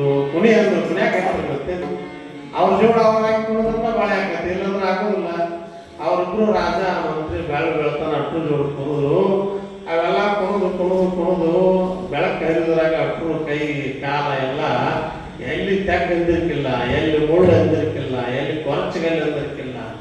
ಕುಣದಾಡಿ ಕೈ ಕಾಲ ಮೈ ಎಲ್ಲ ರಕ್ತ ಆಗಿದ್ದು. ಆದ್ರೆ ಇಬ್ಬರು ಆಗಿರ್ಕಿಲ್ಲ ನೋಡ್ರಿ, ಇವರಿಬ್ಬರು ರಾಜನೂ ಮಂತ್ರಿಗಳು ಇಬ್ಬರು ಆಗಿರ್ಕಿಲ್ಲ. ಯಾಕ ಅಂತಂದ್ರ ಅವ್ರಿಗೆ ಅರಿವಿತ್ತು, ನಾವು ಎಲ್ಲಿ ಹೆಜ್ಜೆ ಇಡ್ತೀವು, ಏನು ಮಾಡಾಕತ್ತೀವು, ಹೆಂಗೆ ಹೇಳ್ತೀವಿ, ಅವ್ರಿಬ್ಬರಿಗೂ ಅರಿವಿತ್ತು. ಅವರು ಎಲ್ಲಿ ತೆಗ್ಗಿಲ್ಲದಲ್ಲಿ ನೋಡಿ ಕಾಲಿಡ್ತಿದ್ರು, ಮೂಳಿಲ್ಲದಲ್ಲಿ ನೋಡಿ ಕಾಲಿಡ್ತಿದ್ರು. ಅವರಲ್ಲಿ ಅರಿವಿತ್ತು. ಅವ್ರು ಚಂದಾಗಿ ನೋಡಿ ಸ್ವಲ್ಪ ಕುಣದಾಗ ಮಾಡಿದ್ರೆ ಅಟ್ಟ ಅವ್ರು ಕುಡ್ದಿರ್ಕಿಲ್ಲ. ಇವು ಹುಚ್ಚೆತ್ತಿ ಕುಣಿದಿದ್ದು, ಇವು ಕೈ ಕಾಲ ಒಂದು ಮುರ್ಕೊಂಡಿದ್ದು, ಒಂದು ಕೈ ಕಾಲೆಲ್ಲ ರಕ್ತಮಯ ಮಾಡ್ಕೊಂಡು ಸೋಲ್ಕೊಂಡಿದ್ದು. ಹಂಗ ಈ ನಮ್ಮ ಜಗತ್ತಂತಕ್ಕಂತಹದ್ದು, ಈ ಸಂಸಾರ ಅಂತಕ್ಕಂತಹದ್ದು ನಮಗೇನಾಗೈತೆ ಅಂದ್ರೆ ಸಂಸಾರದ ಹುಚ್ಚು ನಮಗೆ ಹತ್ತೈತಿ. ಆದ್ರೆ ಇವ್ರ ಮಧ್ಯದೊಳಗೆ ಅದಾರ, ಇವ್ರ ಮಹಾತ್ಮರು ಅದಾರ ಅಂತಂದ್ರೆ ಆ ರಾಜ ಮಂತ್ರಿ ಇದ್ದಾಗ ಅದಾರ. ಎಲ್ಲಿ ಕಾಲು ಇಡಬೇಕು, ಎಲ್ಲಿ ಕಲ್ಲು ಇಡಬಾರ್ದು, ಯಾವ ತೆಕ್ಕ ಅವ್ರ ಅರಿವು ಐತಿ. ಅವ್ರ ಅರಿವು ಇಡುವಂದು ಈ ಜಗತ್ತಿನೊಳಗೆ ಅದಾರ. ನಾವು ಅರಿವು ಕಳ್ಕೊಂಡು ಈ ಸಂಸಾರದಲ್ಲಿ ಜೀವನಾಕತ್ತೀವಿ. ಹಂಗೆ ಅದಕ್ಕೆ ಆ ಮಹಾತ್ಮರು ಏನಂತಾರ ಅಂದ್ರೆ, ನೀವು ಅರಿವು ಕಳ್ಕೊಂಡು ಸಂಸಾರ ಮಾಡಬೇಡ್ರಿ, ಅರಿವು ಇಡುವಂದು ಸಂಸಾರ ಮಾಡ್ರಿ. ಅದು ನಮಗೆ ಬಾಧೆಯನ್ನು ಮಾಡೋದಿಲ್ಲ. ಆ ವ್ಯಾಮೋಹ ಅನ್ನುವಂತಹದ್ದನ್ನು ಬಿಟ್ಟು ಸಂಸಾರ ಮಾಡಿದರೆ ಅದು ನನಗೆ ಬಾಧೆ ಇಲ್ಲ ಅಂತ ಹೇಳ್ತಾರೆ. ಆ ರೀತಿಯೊಳಗೆ ನಮಗೆ ಆ ಸಂಸಾರದೊಳಗಿದ್ದನೂ ಸಹಿತ ಇಲ್ಲದ ರೀತಿಯೊಳಗೆ ಇರ್ತಕ್ಕಂಥವರು ಮಹಾತ್ಮರು. ಅಂತಹ ಆ ಮಹಾತ್ಮರ ಕೃಪಾಶೀರ್ವಾದ ಸದಾವಕಾಲ ನಮ್ಮೆಲ್ಲರ ಮೇಲೆ ಇರಲಿ ಅಂತ ಹೇಳಿ ಪ್ರಾರ್ಥಿಸ್ತಾ ಇವೆರಡು ನುಡಿಗಳನ್ನು ಪೂಜ್ಯರ ಚರಣಾರವಿಂದಕ್ಕೆ ಸಮರ್ಪಿಸೋಣ ಅಂತಕ್ಕಂಥ ಮಾತನ್ನ ಹೇಳ್ತಾ,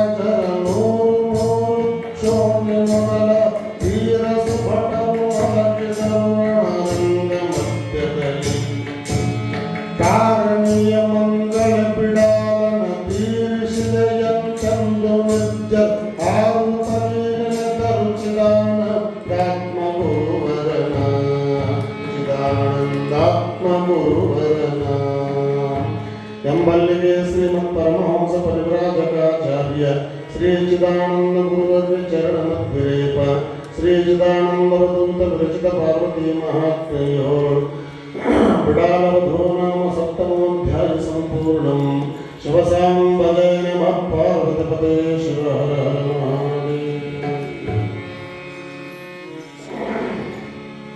ಮಹಾದೇವಾಯ ನಮಃ. ಗುಹ್ಯೇ ಓಂ ಬ್ರಹ್ಮಾಂ ಸತ್ಯೋಜಾತಾಯ ನಮಃ. ಪಾದದ್ವಯೇ ಓಂ ರಹೈತ ಪಂಚ ಬ್ರಹ್ಮ ಮಂತ್ರ ದೇಹನ್ಯಾಸ ಪೂರ್ಯಾಸ್ತ. ಓಂ ಭೂರ್ಭುವಸ್ವಃ ಪೂರ್ವೇ ಪ್ರಥಮನಾಸಶ್ಚ ಆಗ್ನೇಯಂ ತ್ರಿಪುರಾಂತಕ ದಕ್ಷಿಣೇ ಕಾಲನಾಶಶ್ಚ ನೈಋತ್ಯಾಂ ಸರ್ವಭೂಷಣ ಪಶ್ಚಿಮೇ ವಾಮದೇವಶ್ಚ ವಾಯವ್ಯಾಂ ಕಾಮಸಂಹರ ಉತ್ತರೇ ಚ ವಿರೂಪಾಕ್ಷ ಈಶಾನ್ಯನೀಶ್ವರಸ್ತಥಾ ಆಕಾಶೇ ವ್ಯೋಮಕೇಶಶ್ಚ ಪಾತಾಳೇ ಜಗತ್ಪತಿಃ ದಿಗ್ಬಂಧನಂ ಕೌರ್ಯಾತ್ತ. ಓಂ ಮೃತ್ಯುಂಜಯಂ ಜಟಾಜೂಟಚಂದ್ರಾರ್ಕಸಹಸ್ರಕೋಟಿರ್ವಾಶಂ ಕಾಮದಹನಂ ಪಂಚಾನನಂ ನೀಲಕಂಠತ್ರಿನೇತ್ರದಶಭುಜಪಾಶಾಂಕುರ ಪರಶುತ್ರಶೂಲವಜ್ರಕಡ್ಘಡಮರುಗಗಂಧಾಕಟ್ವಾಂಗಸಹಿತಮಭಯಹಸ್ತಂ ನಾಗಾಭರಣಮನೇಕದಿವ್ಯತೇಜೋಮಯ ಮಿತಾದೃಶಲಕ್ಷಣಲಕ್ಷಿತಂ ಪರಶಿವಂ ಧ್ಯಾಯೇತ್ತ. ಅತಾಘೋರಮಹಾಮಂತ್ರಜಪಂ ಕೌರ್ಯಾತ್ತ. ಓಂ ಪರಸ್ಪರಸ್ಫುರ ಘೋರ ಘೋರ ತಮತನುರೂಪ ಜಟ ಜಟ ಪ್ರಜಟ ಪ್ರಜಟ ಕಹ ಕಹ ಓಮ ಬಂಧ ಬಂಧ ಘಾತಯ ಘಾತಯ ಓಂ ಪಟ್ಟಿತ್ಯ ಘೋರ ಮಹಾಮಂತ್ರ ಜಪೇತ್ತಾಂ ಓಂ ಮೃತ್ಯುಂಜಯ ತ್ರ್ಯಂಬಕ ತ್ರಿಪುರಾಂತಕಮಾಂ ರಕ್ಷ ರಕ್ಷ ಮಹಾಮೃತ್ಯುಭಯಂ ನಾಶಯ ನಾಶಯ ಹಸ್ತಪಾದಕುಕ್ಷನೇತ್ರಶಿರೋವ್ಯಾಧಿಭಯಂ ವಿನಾಶಯ ವಿನಾಶಯ ಸರ್ವಾಂಗರೋಗಭಯಮುತ್ಸಂದಯೋತ್ಸಂದಯ ಸರ್ವಗ್ರಹಪೀಡಾಂ ನಿವಾರಯ ನಿವಾರಯ ಶೀತೋಷ್ಣಪಿತ್ತಸ್ತೇಷ್ವಜಿಹ್ವಾದಂತನಾಸಿಕದ್ರೌಷ್ಟ್ರವ್ಯಾಧಿಂ ನಾಶಯ ನಾಶಯ ನಾನಾಶಸ್ತ್ರಪರಶುಲಾಂಕುಶಪಾಶಖಡ್ಗಭಯಂ ಚಿಂತೆ ಚಿಂತೆ ಮಾರ್ಗಭಯಂ ದುರ್ಗಭಯಂ ಧನಭಯಂ ವಿಷಭಯಂ ಶಮಯ ಶಮಯ ಕಲಿತುಲಗವ್ಯಾಘ್ರಸಿಂಹಾದಿನಾನಾಕ್ರೂರಂ ಮೃಗಭಯಂ ವಿನಾಶಯ ವಿನಾಶಯ ಸರ್ವಭೂತಪ್ರೇತಪಿಶಾಚ ಬ್ರಹ್ಮರಾಕ್ಷಸಾಂ ಸಂತ್ರಾಸಯ ಅನಂತವಾಸುಕತಕ್ಷಕಾಕೋಟಕಶಂಕಪಾಲ ಜಯಪದ್ಮಾದಿ ಸರ್ಪಭಯಂ ನಾಶಯ ನಾಶಯ ಶರಮಂತ್ರ ಪರಮಂತ್ರ ಪರಕುಟಲ ಪರವಿದ್ಯಾಚೇತನಂ ವಿದ್ರಾವಯ ವಿದ್ರಾವಯ ಮಮ ಶತ್ರುನ್ ಉಚ್ಚಾಟಯ ಉಚ್ಚಾಟಯ ಮಮಾಭಯಂ ಕುರು ಕುರು ನರಕಭಯಾನ್ ಮಾಮುದ್ಧರುದ್ಧರ ಮೃತ್ಯುಂಜಯ ಕವಚೇನ ಮಾಯಾಚ್ಛಾದಯ ಛಾದಯ ಕಾಲಾಂತಕ ಮೃತ್ಯುಂಜಯ ಪರಶವ ನಮಸ್ತೆ ನಮಸ್ತೆ ನಮಃ ಫಲಶ್ರುತೆ ಮೃತ್ಯುಂಜಯಶ್ಚ ಕವಚಸ್ತೋತ್ರಮೇತದ್ಗರಾನಮೇಯಃ ಪುಮಾನ್ ಪಠ್ಯತೆ ಸದಾ ಪ್ರದೋಷೆ ಚಾತ್ರರಾತ್ರೇ ವಾ ಪ್ರಭಾತೆ ಶುಭವಾಸರೆ ಅಯನೇ ಗ್ರಹಣೆ ಕಾಲೇ ಅಮಾಯಾಂ ವಿಷಮೇ ದಿತೌ ಜ್ವರಾಪಸ್ಮಾರ ಕುಷ್ಠಾದಿತಾಪಜ್ವರ ನಿವಾರಣಂ ವಿತ್ತಾತ್ಯಲಭತೆ ವಿತ್ತಂ ಪುತ್ರಾರ್ಥ ಪುತ್ರ ಸಂಪದಂ ಜ್ಞಾನಾತ್ಯಲಭತೆ ಜ್ಞಾನಂ ಮೋಕ್ಷಾರ್ಥ ಮೋಕ್ಷಮಾಪ್ನುಯಾತ್ ಇತಿ ಮೃತ್ಯುಂಜಯ ವಜ್ರಕವಚ ಸ್ತೋತ್ರ ಸಮಾಪ್ತಂ ಹರಃ ಓಂ ಶಾಂತಿ ಶಾಂತಿ ಶಾಂತಿ.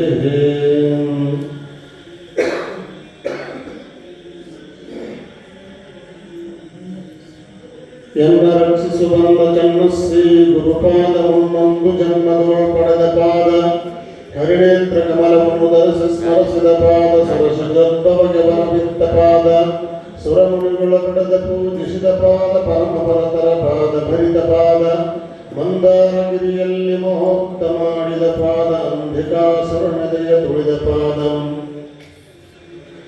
ನಂದಿನೇರಿದ ಪಾದ ಇಂದು ಶೋಭಿತ ಪಾದ ಸಿಂಧು ಪಲ್ಲಾಳ ನಂದನೆಯ ಪಾದ ದುರ್ಳರಾಮನ ಶರವ ಧರಣೆ ಗೊತ್ತಿದ ಪಾದ ಎನ್ನ ಶರವನು ಕರಗೊಂಡ ಸೌರೆಗೊಂಡ ಪಾದ ಸಿರಿಯಾಳನ ಮಗನ ಕೊರಳ ಕೊಯಿಸಿದ ಪಾದ ಕುಂಬಾರನ ಮುಂದೆ ಕುಣಿದ ಪಾದ ಬಸವಾದಿ ಪ್ರಣತರು ಹರ್ಷ ತಾಳಿದ ಪಾದ ಬಸುಧಿಯೋಳಿ ಪಾದದ ಸರಯ್ಯ ದಾಸಯ್ಯ ಪಿಡಿದ ಮೋಹನ ದಶದಿಕ್ಕಿಗೆ ಸಮವಲ್ಲದ ಪಾದ ಎನ್ನಯ್ಯನಾಗಯ್ಯ ಸ್ಮರಣೆಗಿರುವ ಪಾದ ಪಣ್ಣ ತಂದೆಗಳು ನಂಬಿದಂತಹ ಪಾದ ಚೆನ್ನೈಗೆ ಮುಕ್ತಿ ದೋರಿದ ಪಾದ ಇನ್ನುಳಿದ ಜನಕ್ಕೆಲ್ಲ ಐಕ್ಯ ಪಾದ ನೀಲಲೋಚನೆಯ ಗಂಗಮ್ಮನ್ನೊಲಿಸಿದ ಪಾದ ಬಾಲಮ್ಮವ್ವೆಯ ಮಗನ ಪಾದ ಮೇಲಾದ ಶರಣರಮಣಕ್ಕೆ ಮೆಚ್ಚುವ ಪಾದ ನಾಲ್ಕು ಪದಗಳು ಮೀರಿದಂತಹ ಪಾದ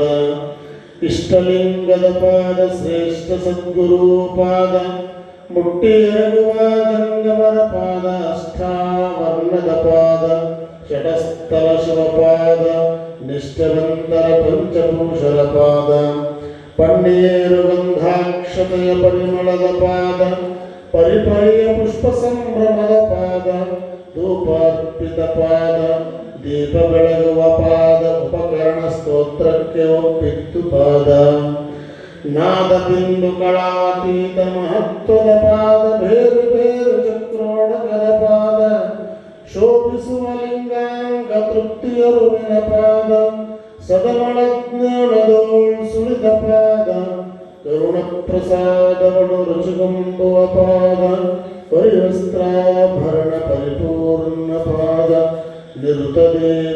ನಿರುತದೇವೆಳ್ಳೆವಾಸರಿಗೊಂಡ ಪಾದ ಹರುಷಾಬ್ಧಿಯೊಳನ್ನ ಮನ ಮೊಳಗಿಸಿದ ಪಾದ ಎನ್ನ ರಕ್ಷಿಸು ಬಂದ ಚನ್ನ ಶ್ರೀ ಗುರುಪಾದ ಮುನ್ನೊಂದು ಜನ್ಮದೋಳ್ ಪಡೆದ ಪಾದ ಎನ್ನ ರಕ್ಷಿಸು ಬಂದ ಚನ್ನ ಶ್ರೀ ಗುರುಪಾದ ಮುನ್ನೊಂದು ಜನ್ಮದೋಳ್ ಪಡೆದ ಪಾದ